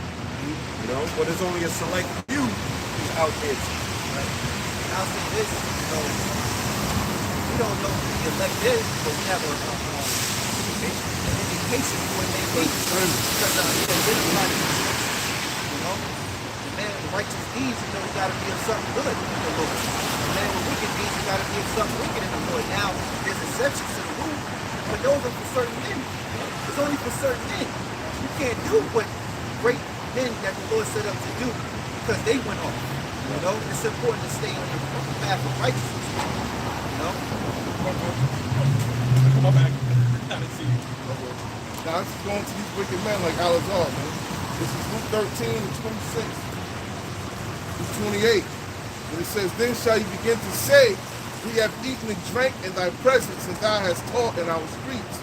But he shall say, I tell you, I know you not whence ye are, depart from me, all you workers of iniquity.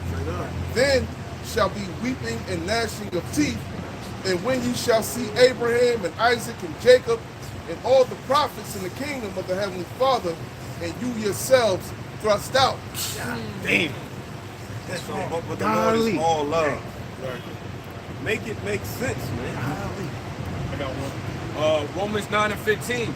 For he saith to Moses, I will have mercy on whom I will have mercy, and I will have compassion on whom I will have compassion. Real quick, I just want to say that again, but let me say this for the record. We don't have, none of us brothers have a personal vendetta against Alazar, but it's his wicked deeds, it's the intentions, it's the image that he portrays. You know, and hopefully, and we met in the Lord, hopefully we met in the Lord at the end of the day. But you have to identify wickedness. There's a certain sets of men that's supposed to be prophets, but are actually false prophets. Right? It's supposed to be the identity. You got some men that are set up to, hey, the Lord says certain men sleep. If I may add, the Lord said, mark them who cause division. That's right. Contrary to the doctrine which he had believed. You know what I'm saying? So this is just nothing but an example of marking those who cause division. And he made those examples. If he never done those half the shit all these years, we wouldn't be talking about this. You know? So it's nothing personal. It's just business. It's the Lord's business.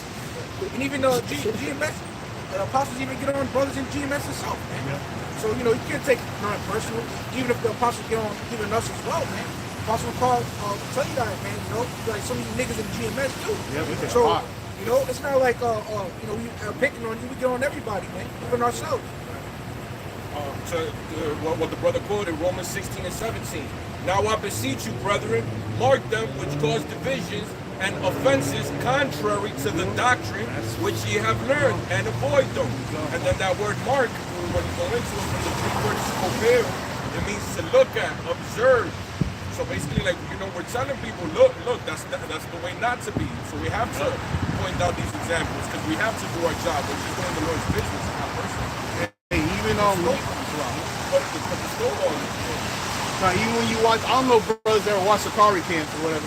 I watch them like time to time, whatever. I'm telling you, bro, you watch them, they got that cool, chill, gangster spirit. Like, yeah, you the devil, yeah, you the devil. You know, that light skin shit. Yeah, with guns and shit, bro. They got that light skin, wanna be cool shit like gangster.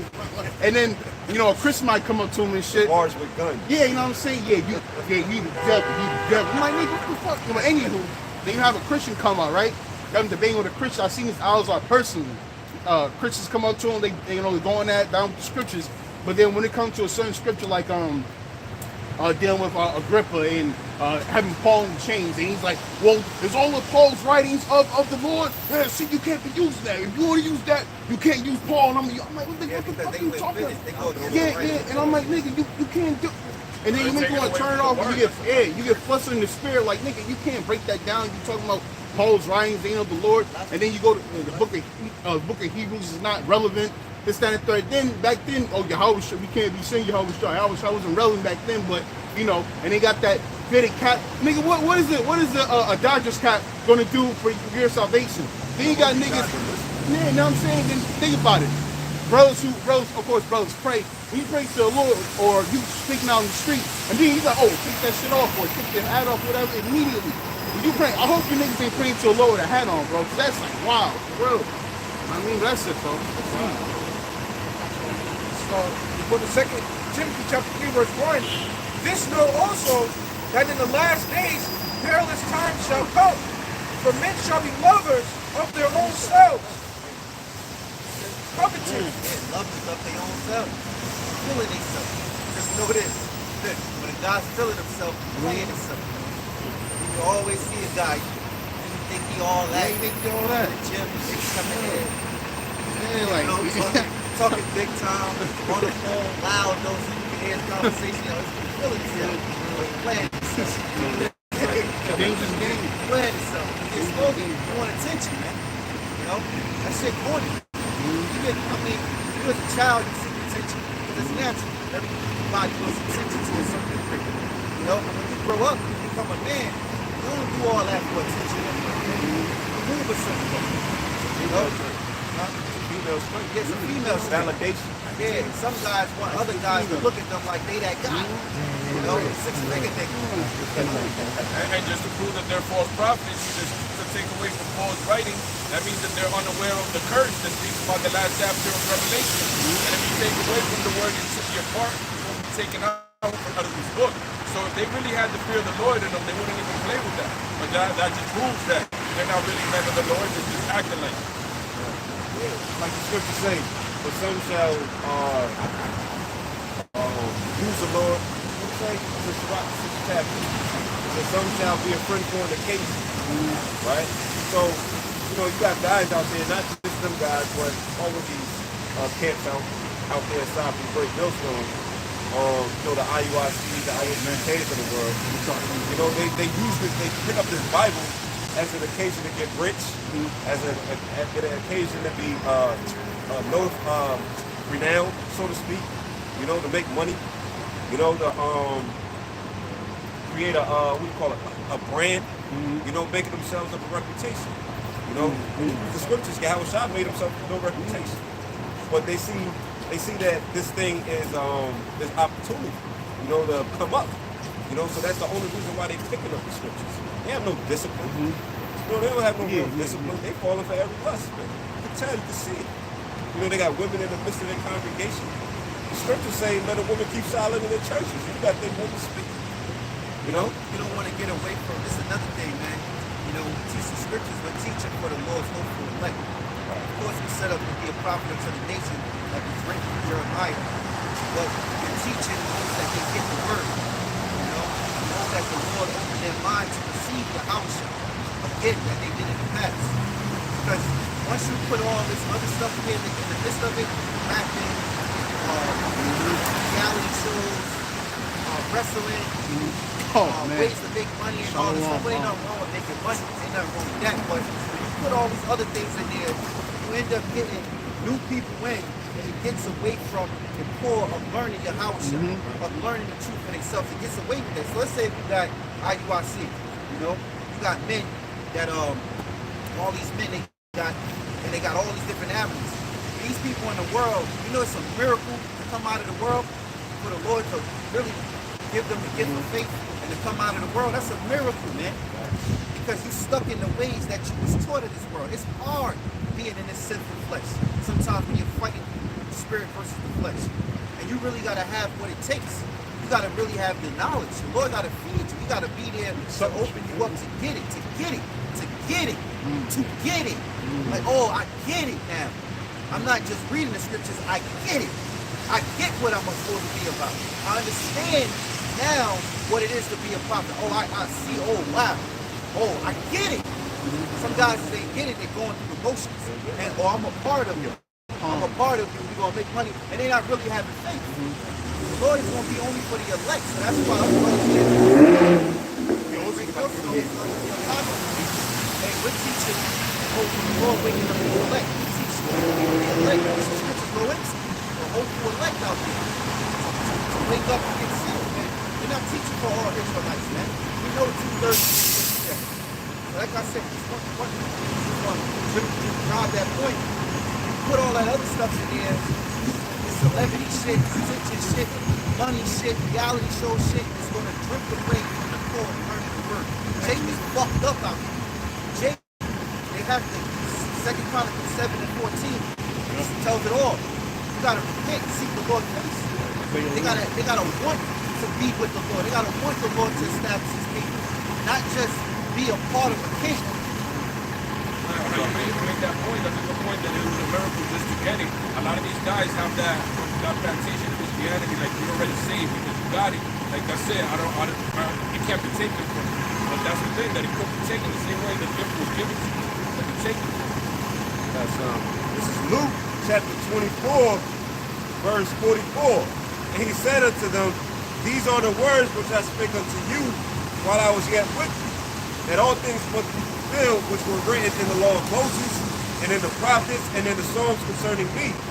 Then opened he their understanding, that they might understand the scriptures. That they might understand the scriptures, man. Because you're not going to get saved unless you have faith. And that's the gift the Lord gave you. You can know all the scriptures, all the breakdowns. If you ain't got faith, you ain't going to make it. You ain't going to make it, man. You ain't going to make it. You know, some of these guys, sometimes we see them walking past, and it's like they happy the fact that, you know, I'm a part of this group, and I'm better than you. Like, we don't act like we're better than anybody, man. Even though through the scriptures we know, we have confidence and faith in the Lord that we are hopeful elect of those men. But we ain't walking around here like our shit gonna stink. We know we can be touched and hurt. The Lord can do wrong to us too. But we also have another side of faith. You know, knowing that the Lord will protect us. A great deal of faith that the Lord will protect us, get us out of the situation, in case may be. You know? But don't get it twisted. We ain't no stuck up dudes, man. It's these other guys. They stuck the hell up, man. You can see it, you know how we, you know? Yeah, and they act like they look down. They look down. Like, nigga, Hey, but like, look, yeah. hey, but He got no sometimes, fringes on. like the scripture say, but sometimes you gotta remind the motherfucker. Right. You know what I'm saying? Like, I think this is some rock. When it talks about an elder, how it says, hey, I gotta find it. But at one point, Yahawashi had to break fly on the wicked Pharisees. He said, I'm from above, you are the wicked. You know what I'm saying? So the Lord had to break fly on a couple of these scorpions this morning, man. Not saying that we're going to emulate exactly what Yahawashi did, because, hey, Yahawashi wins, but we can't deliver nobody. You know what I'm saying? But it's in there. You know what I'm saying? And depending on the context of the situation, sometimes you got to let a person know your position and where you stand there. You know? And confidence. Another thing, too, if you're not rooted in this truth, you need to stick. You have to stick with one again. Following GreatMillStone. Follow GreatMillStone. Stop watching the other kids, because if you're not rooted, you're going to be persuaded, man. You might start watching, because this is a thought that came in my head. And, you know how Satan play in your mind. You're watching all these different groups and stuff like that. And then you're seeing how they is, and you know how we are, and you know, we about the truth. And these guys not really about the truth. They kind of make you not want to. Like, I don't want to be a part of this if y'all dudes doing this. See what I'm saying? It's like what like earlier we were speaking about. You know, I was talking about a little earlier. Like Jake's so fucked up. You're ashamed of being Jake, black. You know, you're ashamed of it because look how fucked up Jake is. So now this Israelite thing is different. It's these guys doing all this fuck shit. It kind of, man, what is this? What the fuck is this? I'm not you. I don't want to be look like y'all. You know, it kind of make you feel like that in a way because some guys are not doing it the right way. They're doing it for other ways, man. And now they're giving a wrong perception to different folks to look at you. So really, I know it's all the Lord at the end of the day. Yeah. But sometimes you can't help it. Shit will come to your head, man. That you got to think about. I got some. And that's why the Lord said, then shall you return, and to be able to discern him that serve the Most High and that serve the Lamb. If you're the elect, you're going to get it. If you're of the elect, you're not going to derail, you're not going to be swayed by the false teachers' opinions or their lies, their fallacies, the false teachings. The elect is going to get it. I got something. This is Matthew chapter 7 and verse 24. I've been holding this for a while too. It says, therefore, whosoever heareth these sayings of mine doeth them, I will liken him upon a wise man which built his house upon a rock.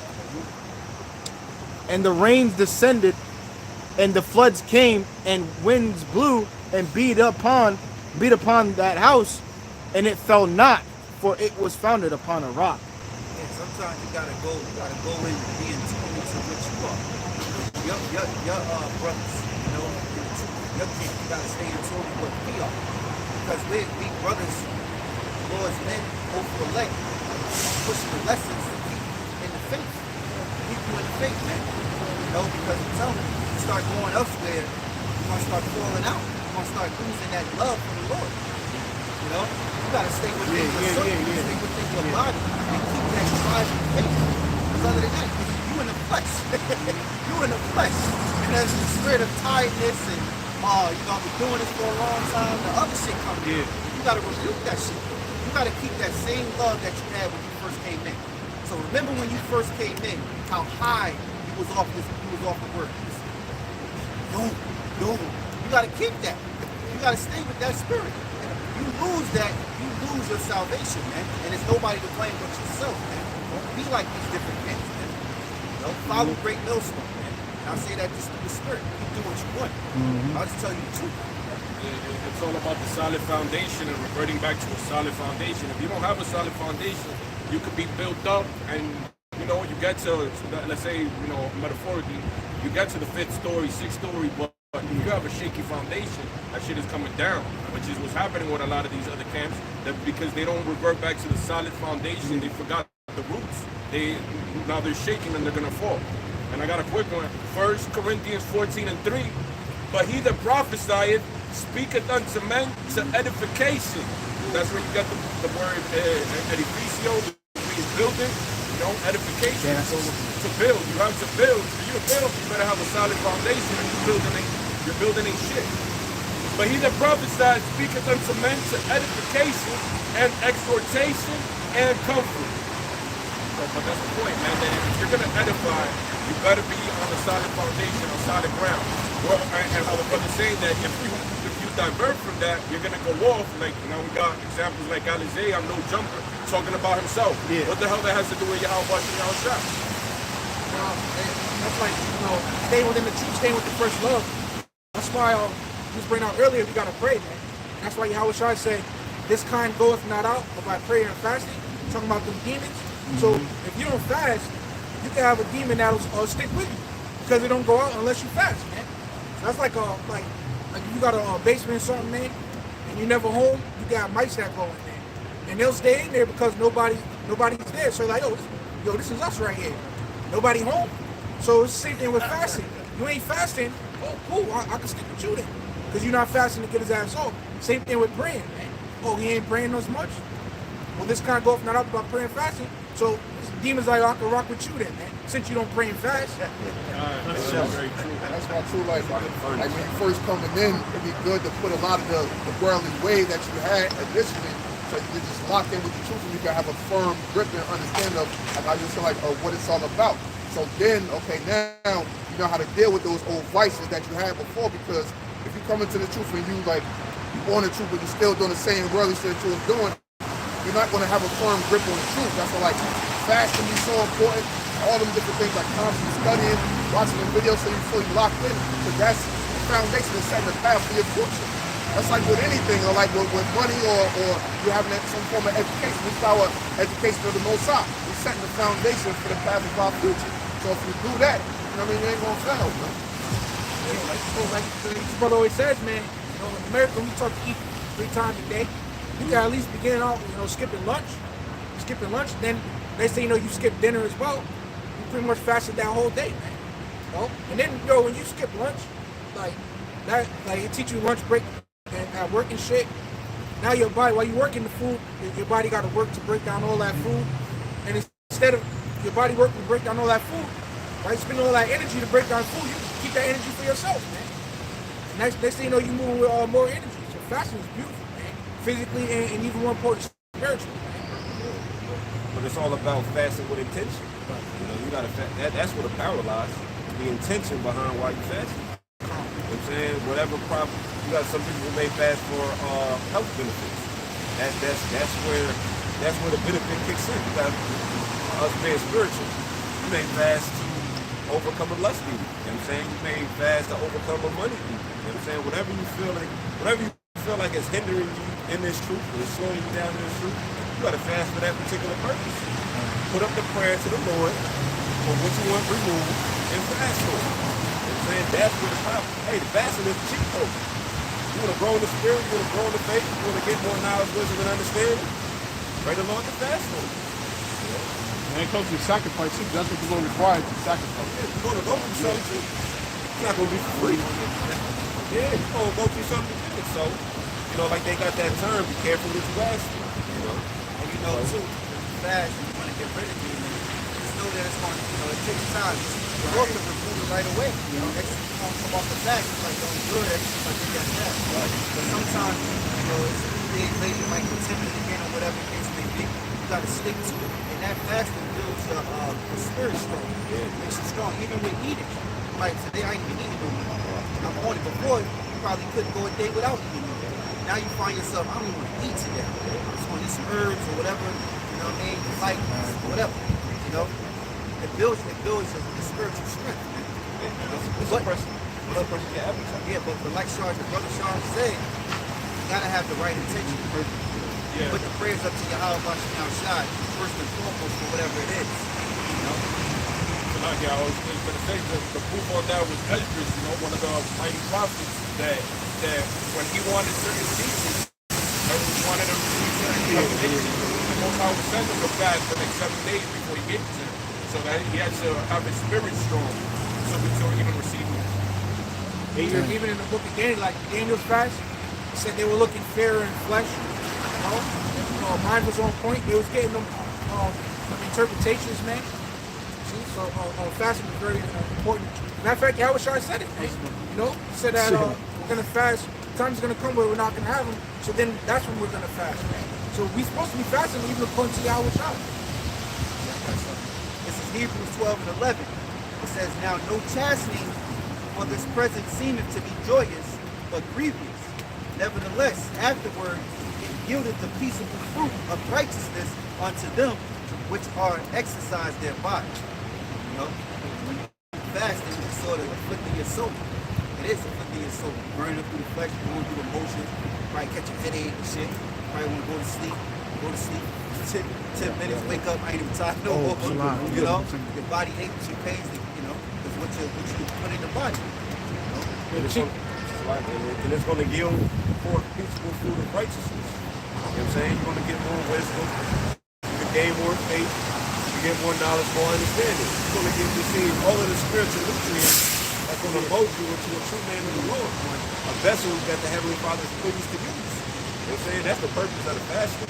They clear up your mind. Yeah. It clears your Spiritual mind. nutrients. Because everything is about the energy that you carry, that you possess. You know, when we out in the world, you know, at your job or whatever you're doing, you might be picking up certain energies that you might be holding on to that afflicts you, or you're dealing with women or whatever you're dealing with, you might put certain energies on you, and you realize that I can't shake this. That's what, like brother said, like that fasting stuff comes into play. Because once you're releasing that energy, now how the brother said, now the Lord is allowing you to accept those spiritual nutrients that you was missing because the negative energies is blocking all of that from happening.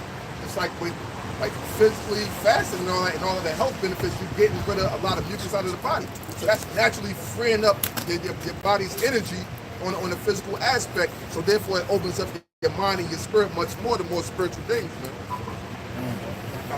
And real quick, because since he just brought out that scripture, so the word for exercise thereby right there, exercise from the Greek word gumnazo, it means to exercise vigorously in any way, either the body or the mind. So you gotta go through to receive it. So, book of Isaiah chapter 58 verse 6, I read it and it says, the Aramaic Bible in plain English says, this is the fasting that I have chosen. You will release the bonds of evil, and you shall cut off the burdens of deceit. You shall release the oppressed to liberty, and you shall cut off all burdens. The bonds of evil. Because there's evils out here trying to hold us in bondage. You know what I'm saying? They're trying to keep us from receiving salvation. You know? And that's why it's important, if you're facing, those setbacks, if you will, in the spirit, to fast. Feel like, you can't get topics for lessons. You can't get ideas for a lesson. That could be a demon that's placed upon you. Sometimes, information may have just been coming across you to where now you was able to pump out some lessons. You know what I'm saying? Hey, prime example, speaking for myself first and foremost. But then they'll go through times to where, lessons ain't come to me listening to a song or seeing something on the street or coming across an article. Because Satan got those little spiritual blocks out there. So you may have to fast, put up some prayers to remove those blocks so those lessons can come through. So back it real quick. Ephesians 6 and 12. For we wrestle not against flesh and blood, but it's Ephesians 6 and 10. Finally, my brethren, be strong in the Lord and in the power of his might. Hey, let me say this too. That's crazy. Help brothers also stay in the flow of things. Watch brothers' videos. Watch different brothers' videos so the flow is stay in the flow. And it helps you to be able to do a lesson. You might not just always, you ain't got nothing. You watch a brother and pick back up what he's doing. Laying back off the lesson he's doing. You might say something that ain't got nothing to do with the lesson. But you might hear like a trigger word certain scriptures that you know. So it's good to watch the lessons because you don't want to be like, I ain't gonna say his name, I'm just going to truth and probably that and shit. They don't no works. But anyway, when we was using our camp, we was over there, the dude did nothing. He didn't watch nothing. He was only an Israelite on the weekend. I'll tell you later. I don't say I don't stand no trouble. But I mean, I go out. Anyway, go ahead. I don't want that stuff. That's symbolic of like staying close to the rivers of living waters. For we wrestle not against flesh and blood, but against principalities, against powers, against the rulers of the darkness of this world, against spiritual wickedness in high places. So it's not about physical, it's not how big you could be, how you're not going to swing at it. You better be in tune with the spirit to fight this. Hey, and if I may add too, sometimes you forget. You know what I'm saying? Sometimes you may forget what you're involved in, and when I say that, it's like taking care of the day-to-day. You know what I'm saying? When you gotta go to work, you're dealing with the kids, you know what I'm saying? You're dealing with situations with a woman, just taking care of responsibilities. You know what I'm saying? So sometimes you may forget that this is a spiritual attack. You know what I'm saying? And in order to deal with a spiritual attack, you got to be able to identify it first. You know what I'm saying? So a lot of times those spiritual attacks come by way of surprise. So that's why it's important, to keep it on the front of your mind as opposed to the back of your mind. You know what I'm saying? Always keep your head on the swivel. You know what I'm saying? Awareness. You know what I'm saying? You got to be self-aware first, and then you got to be aware of your surroundings. You know what I'm saying? Like the scripture says, walking to and fro. You know what I'm saying? Seeing who we may devour. You know what I'm saying? So this is that spiritual warfare in which brothers is engaging in on a daily basis. You know You know what I'm saying? Second by second, minute by minute, hour by hour. You know what I'm saying? Because it's our thoughts, man. You know what I mean? And a lot of times you just be too tired to do anything. You know what I'm saying? That be that spiritual attack as well. You know what I'm saying? Hey, man, the elder brother, the Marshall Parman, made a beautiful point. All the apostle about like saying that look for we made the vow. You know, he likened it to like an animal world, man. And a lion looks for the weakest link. You know, whether it be in the hippos or they check out the gazelles. They look for the ones that's limping. You know, the ones that ain't on point, and they ass is going, man. So that's why brothers gotta be on point. Hey, that's funny you said that because humans, you know what I'm saying, in order to test our strength, we want to go top. You know what I'm saying? In the animal kingdom, you know, they lunch. They looking for lunch. They're not looking to prove themselves. I want to get the fastest themselves. Nah, I'm gonna put the hell on the slowest. You know what I'm saying? And that's gonna be lunch. You know, it's spiritually what is animal wisdom. Because a lion is see a herd running. You gotta pick out the weak quick. He's looking, sitting there. You don't even know what he look, which one. They just running through it. All of a sudden, he just going stride, boom, and he got that weak one. You know, so like your brother said, you gotta look at this spiritually because you got brothers that may be weak in the faith. Singing, going, why not go over there and knock him out? Right. We knock him out real quick. Hey, that's what him up out of there. That's when Satan went to Yahawashi. After the 40 days and 40 nights, he was weak. You know, even the animals, they don't only go for the people, they go for the stragglers too, the ones that are all the way in the back line, that can't catch up. Slow ones. And basically what we're speaking about is really exaltation. Right? I got the definition here. A speech or discourse that encourages, incites, or earnestly advises.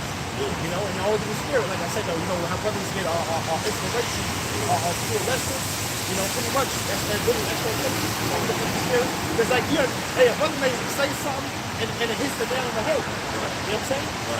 And you just from that little comment, you can probably put lessons in it.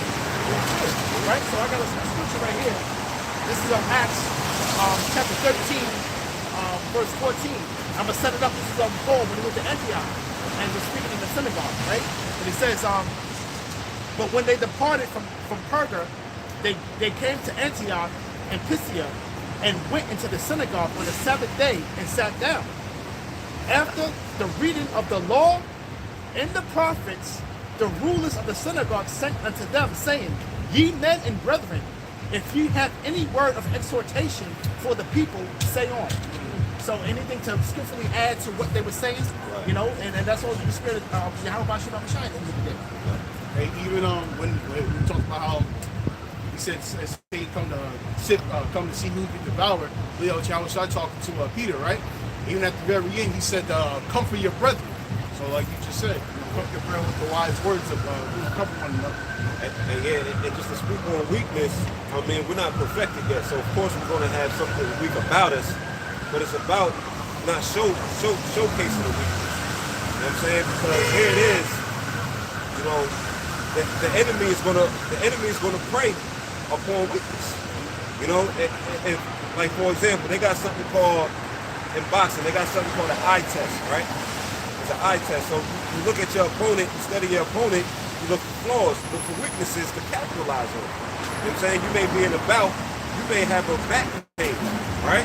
Here it is, you can't let your opponent know you have this particular back pain, otherwise you're gonna capitalize on it.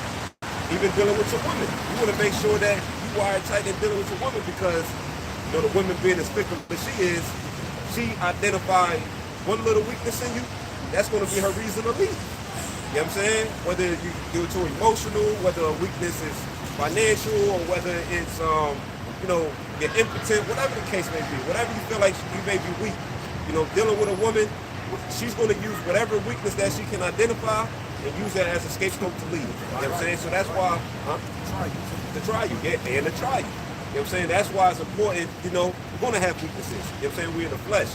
But try to control those weaknesses as far as not showing. You know what I mean? And Satan will use the woman, okay, to attack your weakness. So you got to keep that, be mindful of that as well. Say it again? That the woman, Satan will use the woman. Oh, yeah. To use, to attack you and expose that weakness or exploit it. That's funny you said. That's beautiful you said that, brother, because you may be put together. You may be a well-put brother. but your weakness is your woman now. You know what I'm saying? And now, like you said, the devil can use the woman to break you down. You say like they did with The first example of that was Adam and Eve. You know, the serpent couldn't get to Adam, so he had to go through Eve. So he got to Adam. We got big push leave you, man. They breaking it down anyway. I just did a lesson, man, real quick. On how the school's woman got a lap dance from Chris Brown. Oh yeah, I seen that. I seen that. I seen that. Got a lap dance from Chris Brown. and she said, I don't know what I did wrong. Yeah, she's like, that's Chris Brown. Come on now. That's Chris Brown. Ain't nothing wrong with that. You know, but exploitation, like the women, you know, she'll basically, you know, weed out, you know, the weakness. Like, Yeah. I got a quick one. And if she can't find it, she gonna look for it. Like the brother said, she gonna try you to fish for weakness. You know what I'm saying? All right, let me see if he's emotional. You just start saying things that I feel like you may be insecure about. And if you react in a form of anger, all right, he weak. All right, I already figured him out. Next. hey, you gotta be mysterious in a way, Gotta man. be mysterious. You can't, it can't be figured out, man. You know, woman says, I want you to open up to me. No. Hey, that's borderline, that's pillow talk, man. You know, hey, that's like how Delilah with Samson, right? She kept striving to try to, and this month, you know, pretty much pillow talking, man. Because he got weak. He got weak, right. Once you release that nut, you weak. Right, you gotta be to where women cannot pretty much put their finger on you, man. You know what I'm saying? You gotta have the mysterious side about, like they can't really put their finger on it though. It's like they're not. It's not to where you basically what you're doing is driving them away, but it's like they can't figure you out. Yeah, You know? brothers have to learn to be out, you know, which is a man. It's basically a man with principles. Has some sternness about you. There's certain boundaries that they're not supposed to cross. If they cross these boundaries, you live for your principles. You live by your principles. Every brother got different preferences of women. They might have some sort of different preferences of principles. You know, what your ability is. So you do that. You hold yourself disciplined to that. And then of course the main principle is the scriptures. Exactly. The scripture, that's the main principle, the wisdom. And you hold yourself to that. That's it. It's really go ahead, because being in this truth, the truth already makes you hard. You know, whatever you was in the world, you was this lover's boy or whatever the case may be, or whatever.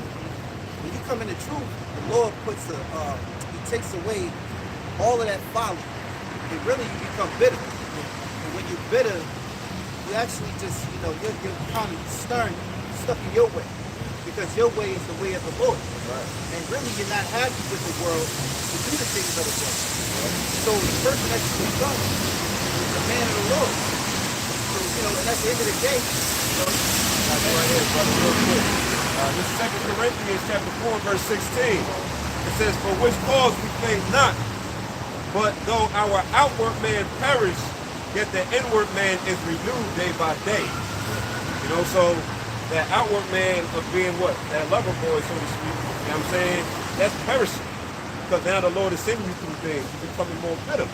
But in that bitter, you're being renewed in the spirit, meaning what? You're getting stronger. You know what I'm saying? The Lord is getting rid of those impurities, if you will, that's not conducive to that's not. Hey, see how Satan works? But I want you to get what I'm about to say. But read the scripture.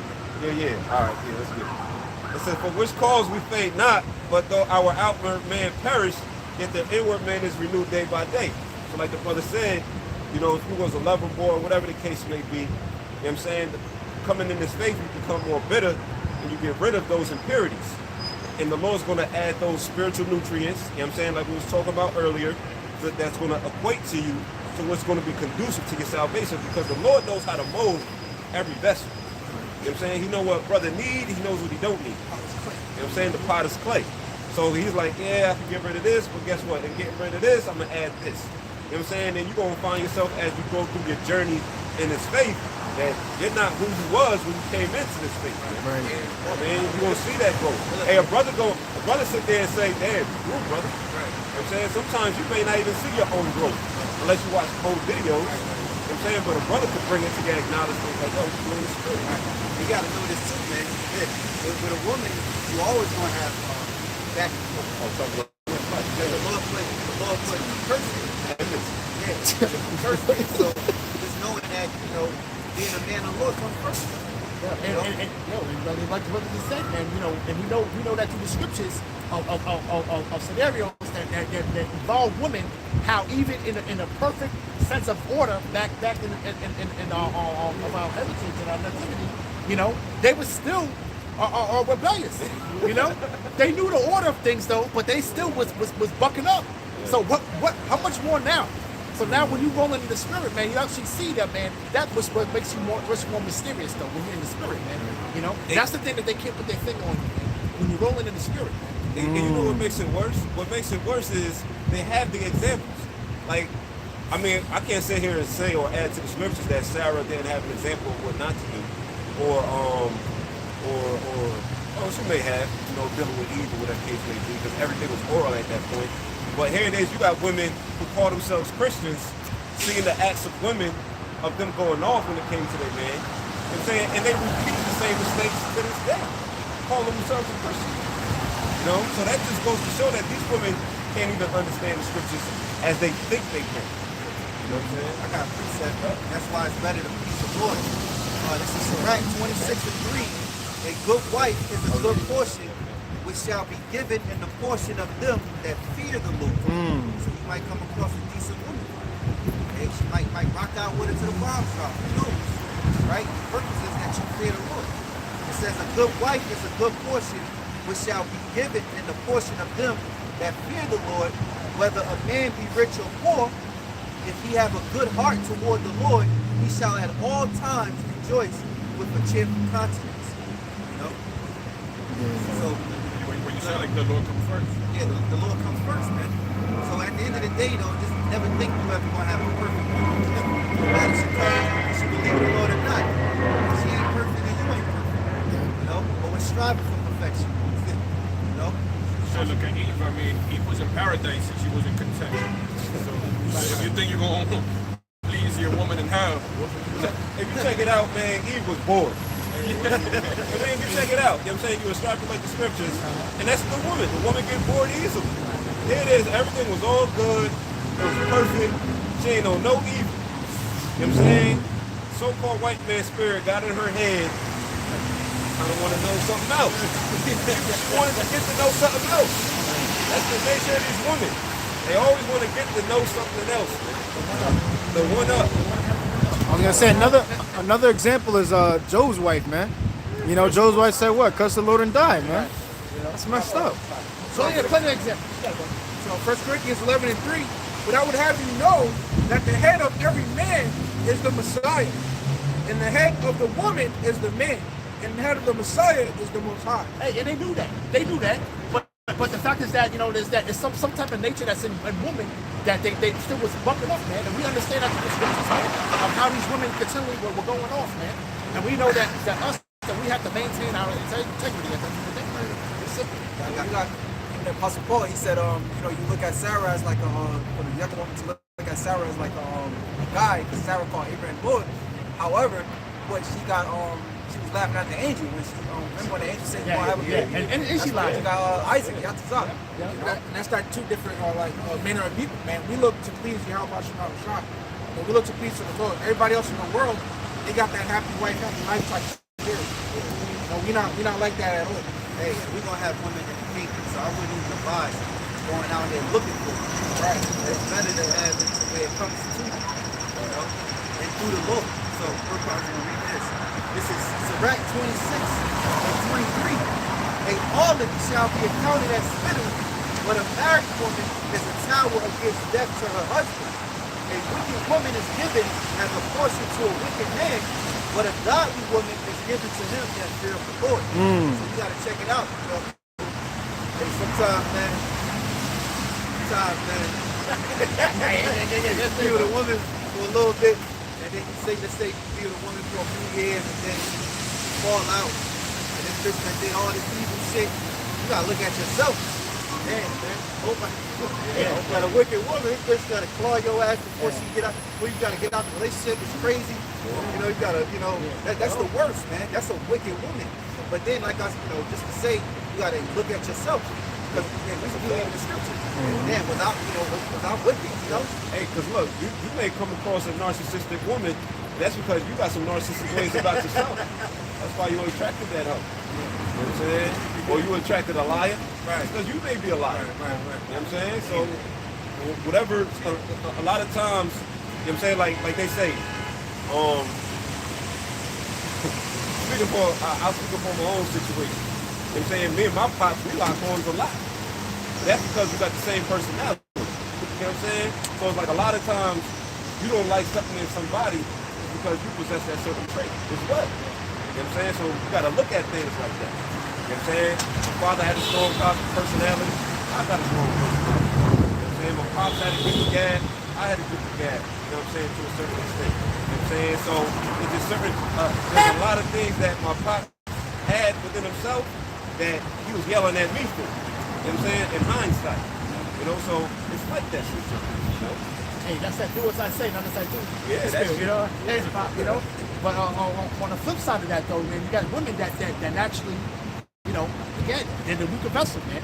You know, if you're rolling in the spirit, and the women that you know, they dealing with you, and they may not or may not know or may not know what you dealing with or what you're into. You know, sometimes the women will still try to be of this world, man. You know, so a lot of the mentality that may come with it, you know, bucking up and being rebellious and being contentious, that may come a part of it, man.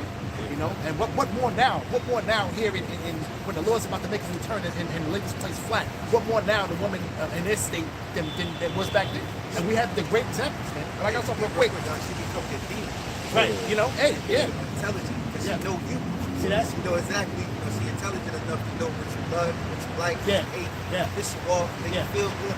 Yeah, and can't spend that much time with right, right, and then like I say, though, right, and then like the whole thing is that you still have to have that X factor, which is the being that still mysterious type of thing. You know what I'm saying? You cannot be a pure open book to these women. Okay, because why? Because you know the women are fickle. They'll use that to their advantage, like the brother said, man. They'll use that weakness, man.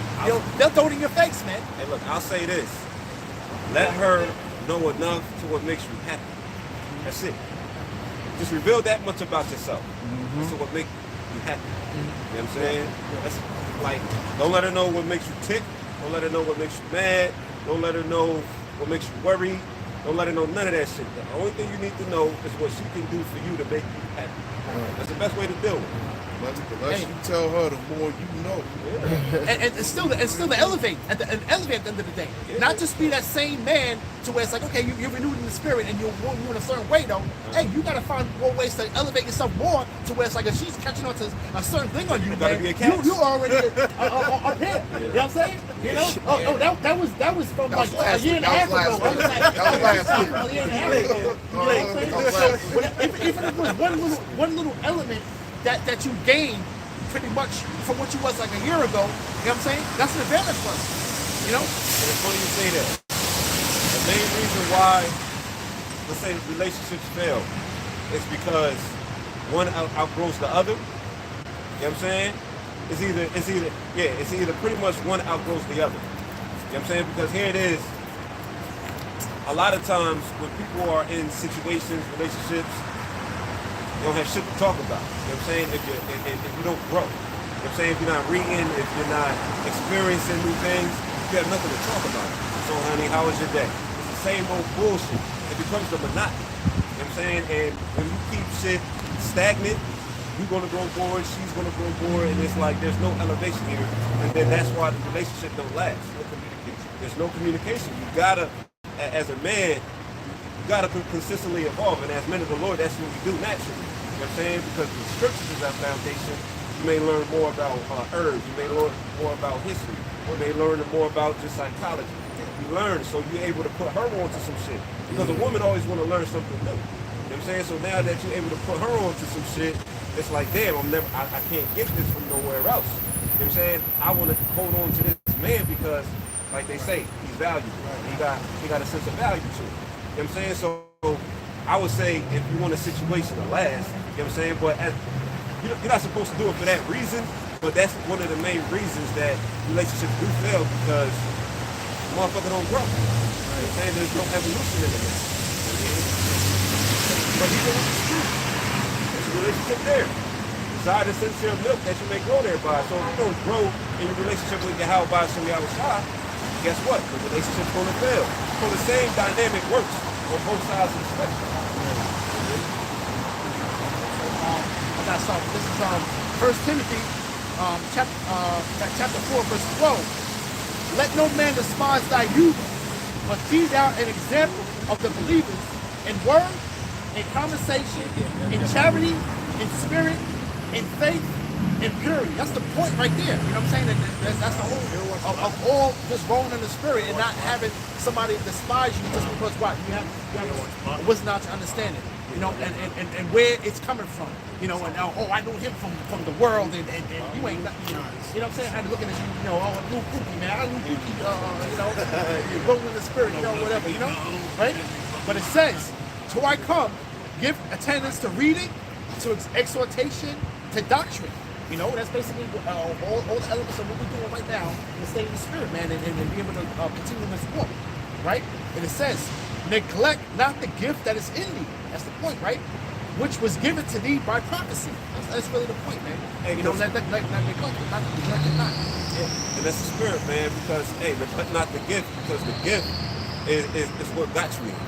You know, right? The gift is what got you there. You know what I'm saying? The consistency is what keeps you there. You know what I'm saying? If you don't keep at it, you know what I'm saying, you're gonna lose it. You know what I'm saying? Just like that woman. You know what I'm saying? You got that woman because of your ambition. Now if you neglect that ambition, that's what it'll attract you to in the first place. Now if you allow yourself to get coddled up under her, now you don't have that ambition, you're no longer attracted to her. So that's the same way with the Lord. You know what I'm saying? We all have certain gifts to why the Lord called us out of the world into the streets. You know what I'm saying? If you don't know it, you gotta identify it. You know what I'm saying? However, when you do identify, you gotta make sure that you don't neglect it. You know what I'm saying? So the Lord can keep you within the body, you know what I'm saying, for us to receive the salvation. You know, say if I may add too, it's kind of like what you said earlier as far as, well, the scripture examining yourself. Here it is where with the scripture I brought out as far as like that house, it's like say it's a good house, it could be better. If there's little tweaks, you may want to patch the house up a little bit because it's broken from down here. But then once your house is stable, you continue to grow and stuff like that. Like we all were saying as far as you know, things that happen. Things happen, you know, we may fall, which indicates as far as what I said as far as building, you know, the patches and everything like that. So yeah, same thing, man. Main thing is just basically we have this foundation, man. You know, we have this foundation, man, and just continue to elevate and grow, man, in this whole thing, man. And when the woman think you have you figured out, man, you don't elevate it to the next level, man, to where she can on it and trying to, you know what I'm saying, and have the spirit take you to Satan or use her to fuck them. Now I was just gonna say, at the end of the day, I first love this one. I got scripture. This is Matthew 6. I'm closing precept. Matthew 6 and verse 31. Therefore take I get to the point. Verse 33. It says, but seek ye first the kingdom of Yahawah and his righteousness, and all these things shall be added unto you. Take therefore no thought for tomorrow, for tomorrow shall take thought in the things of itself. Sufficient unto the day of evil, and unto the day, sufficient unto the day is the evil thereof. You know, but the point is, seek ye first the kingdom of the Most High and his righteousness, and all these things shall be added to you. The Lord knows every brother desire women, you know, because what's a man's glory? A woman. You know, especially brother, you got a woman, you know, but Apostle Paul said, seek her, you know, because you're going to have more time for the Lord. If you got a woman, you're going to look to please her more than the Lord. So really, the truth is, follow the Lord and everything will be given. My humble opinion is, don't go out here searching, let the Lord give it to you. It comes across your way and then you know it's Yahawashi and Yahawashi. And a woman, the scriptures say, can two walk together unless they agree. She have to agree. You know, so you have to agree to your lifestyle. You got to agree to who you are. You know, the scripture says, woman shall humble herself. But we know these things won't come, right? When the Lord fulfilled prophecy. Isaiah 4:1, born into the kingdom, and even in the kingdom. At this point, you should be worrying about yourself. Worry about yourself, man. Making sure you're in order with the Lord. You got a little bit of downtime to get around if you like. You got hobbies to do, you know? But more importantly, the work that needs to be done is the Lord. So even to add to that, like the scripture says, what's that? Romans 11:33 for the riches, with the knowledge, wisdom, and understanding of the Lord. I mean, if you don't got money, you can't date. You know what I'm saying? If you don't have money, you can't date. You know, so if you don't got the knowledge, wisdom, and understanding of the Lord, you can't be in this truth. Same thing with women. If you ain't got no money, you can't date because a woman gonna want to do things. A woman gonna want to go out. It's a certain thing you got to keep up. You know what I'm saying? And that's why that's good advice from the Apostle Paul when it says seek not a woman. Because when you're seeking a woman, that's going to take finances. What them hoes used to say back in the day? No finance, no romance. Yeah. You got to have a J-O-B. Yeah, all of that stuff. You know what I mean? It's putting you into a bond. Yeah, it's putting you into a bond, but it's like now you're on a paper chase to date these women, and that's taking away time from the Lord. Like what the scripture say, the scriptures Sirach 38:24, it says wisdom comes by opportunity of leisure, meaning what? Free time.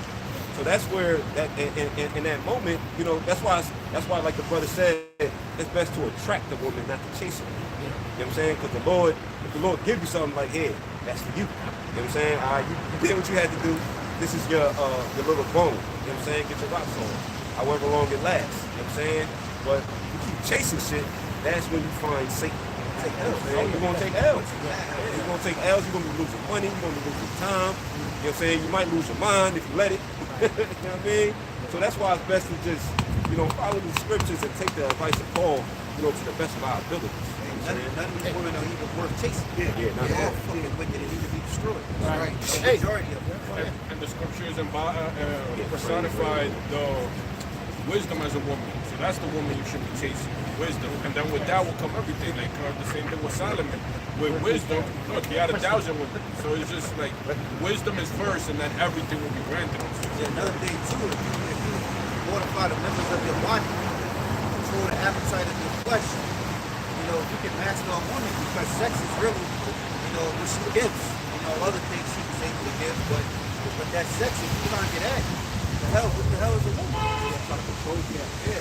And a lot of times men fall victim to their lust because she got a big butt. All that shit really don't matter. Shit demons. You like to stick your dick in a demon box. Like that's shit demons. You give you a headache and shit like that. You know what I'm saying? So it's like really, you really want to be messed with that demon. You know, you really supposed to be holy. You need to set apart. So like we talked about last week, you know, you have a chick, pop and shit, and you sleep in your bed. All of a sudden you had a nightmare. This bitch ain't right. You know? And now you done slept with a goddamn filthy demon. You know, and you know she don't got no truth. So 2 Timothy chapter 2 verse 3, thou therefore endure hardness as a good soldier of Yahawashi and Mashiach. No man that warreth entangleth himself the affairs of this life, that he may please him who hath chosen him to be a soldier. So don't tie the knot. You know, like that old term, don't tie the knot, man. Don't get entangled, don't get tied up. Like we always say, you gotta know how to two-step. Know when to get in, know when to spit out. You know what I'm saying? You know what I'm saying? Hey, the Lord may even have the woman around for a season or two. That's it. You know, just to get you through a certain situation. You know, the Lord, the way the Lord works, man. Hey, you just bring a woman in your life, man, and just deal with you in that certain type of in that time in your life, man, or really in your walk. You know what I'm saying? To be a type of helpmate or something that she has a resource of or something like that, just to get you through, man. You know, I say earlier, you know, pretty much you get a woman, you don't take this woman seriously anyway. You like chase a woman to get with her. She's not yours in the first place. She's there for a certain time. You know, it's just your turn. And even Apostle Tahari said years ago, he's doing nothing but just recycle meat anyway. It's just your turn right then and there. A couple months go by, she's gonna be with another nigga. You know what I'm saying? Your turn. Yeah, You know what I'm saying? and that's like 6 months until their contract has expired. Just being Yeah. honest. And that's like one day, he's like, I don't care what you say about the whole. He said it's my goal. He's my goal, you know. Hey man, just be a soldier, man. You know, and when you're a soldier, man, a soldier goes through fucking training, man. You know, he's out here shooting. You know, he's crawling through fucking barbed wire, man. He's getting prepared for war, man. You know, where you know, chasing to let it come to you, man. In the meantime, be on your shit, man. Don't help out the breakers, man. Yeah, you gotta start reading. You gotta have a discernment, like the brother said. Read the spirit before you read the ass. Head might be in a fucking guillotine, but you worried about getting boxed. And the scripture the brother just brought out, no man, they're warring. Like we have to remember, there's a spiritual warfare. We're in a war. Day in, day out, we're trying to Satan's trying to take us out, trying to poison us, trying to put digital tags in us, trying to take us to the guillotine. So since we are in a war, we need to be aware and focus on the war. You're there with your mind on your woman. You're not paying attention to the enemy. You're not paying attention to the moves he's doing. You're not paying attention to put your armor. You know, get your shield and buckler ready. Sharpen your sword because you're going to war. You're instead buying flowers for this bitch. And this is about why I can't call you back. Yeah, waiting by the phone. And this is a labor of love, man. You know, so we gotta fall in love with working on ourselves, man. Growing with Yahawashi, praying more. You know, feeling their presence more when you pray. You know, it's a labor of love, so we gotta love working on our. Like, look at Kobe, man. That nigga love nothing more than to perfect his shot, bro. Look at Jordan. They love nothing more. Look at Stephen Curry. He love nothing more than be in the gym to perfect the shot. Lonzo Ball, man, that nigga caught hell from his girl because call him a deadbeat just because he's an NBA player. But that's what they love, man. You know, so we gotta love nothing more than working on ourselves, man. It's fucking amazing, man. Working on ourselves, man. And the scriptures call it a corruptible word. We focus on an incorruptible. Right. Because that woman is not willing to be in that foxhole with you in that time, man. She's not willing to do it. She got a lot going on. She may have baggage, whatever she got going on, and everything else, and her upbringing. She's not willing to be in that foxhole with you in that time, man. So keep that in mind, brother. Hey, like the brother just said, work on yourself and Kobe Bryant and all that. Fuck these damn women. That's like your boss said. He said, what he say? Bitch, you wasn't with me shooting in the gym? That bitch got no. Get that bitch the fuck out of here, man. Work on ourselves for real. Hey, so with that, man, we want to give all praise, honor, and glory to Yahawah, BaHaSham, Yahawashi, BaHaSham, Qadash. Help honor to our apostles and bishops of GreatMillStone. Well, salutations to the Lord's elect. Shalom. Shalom.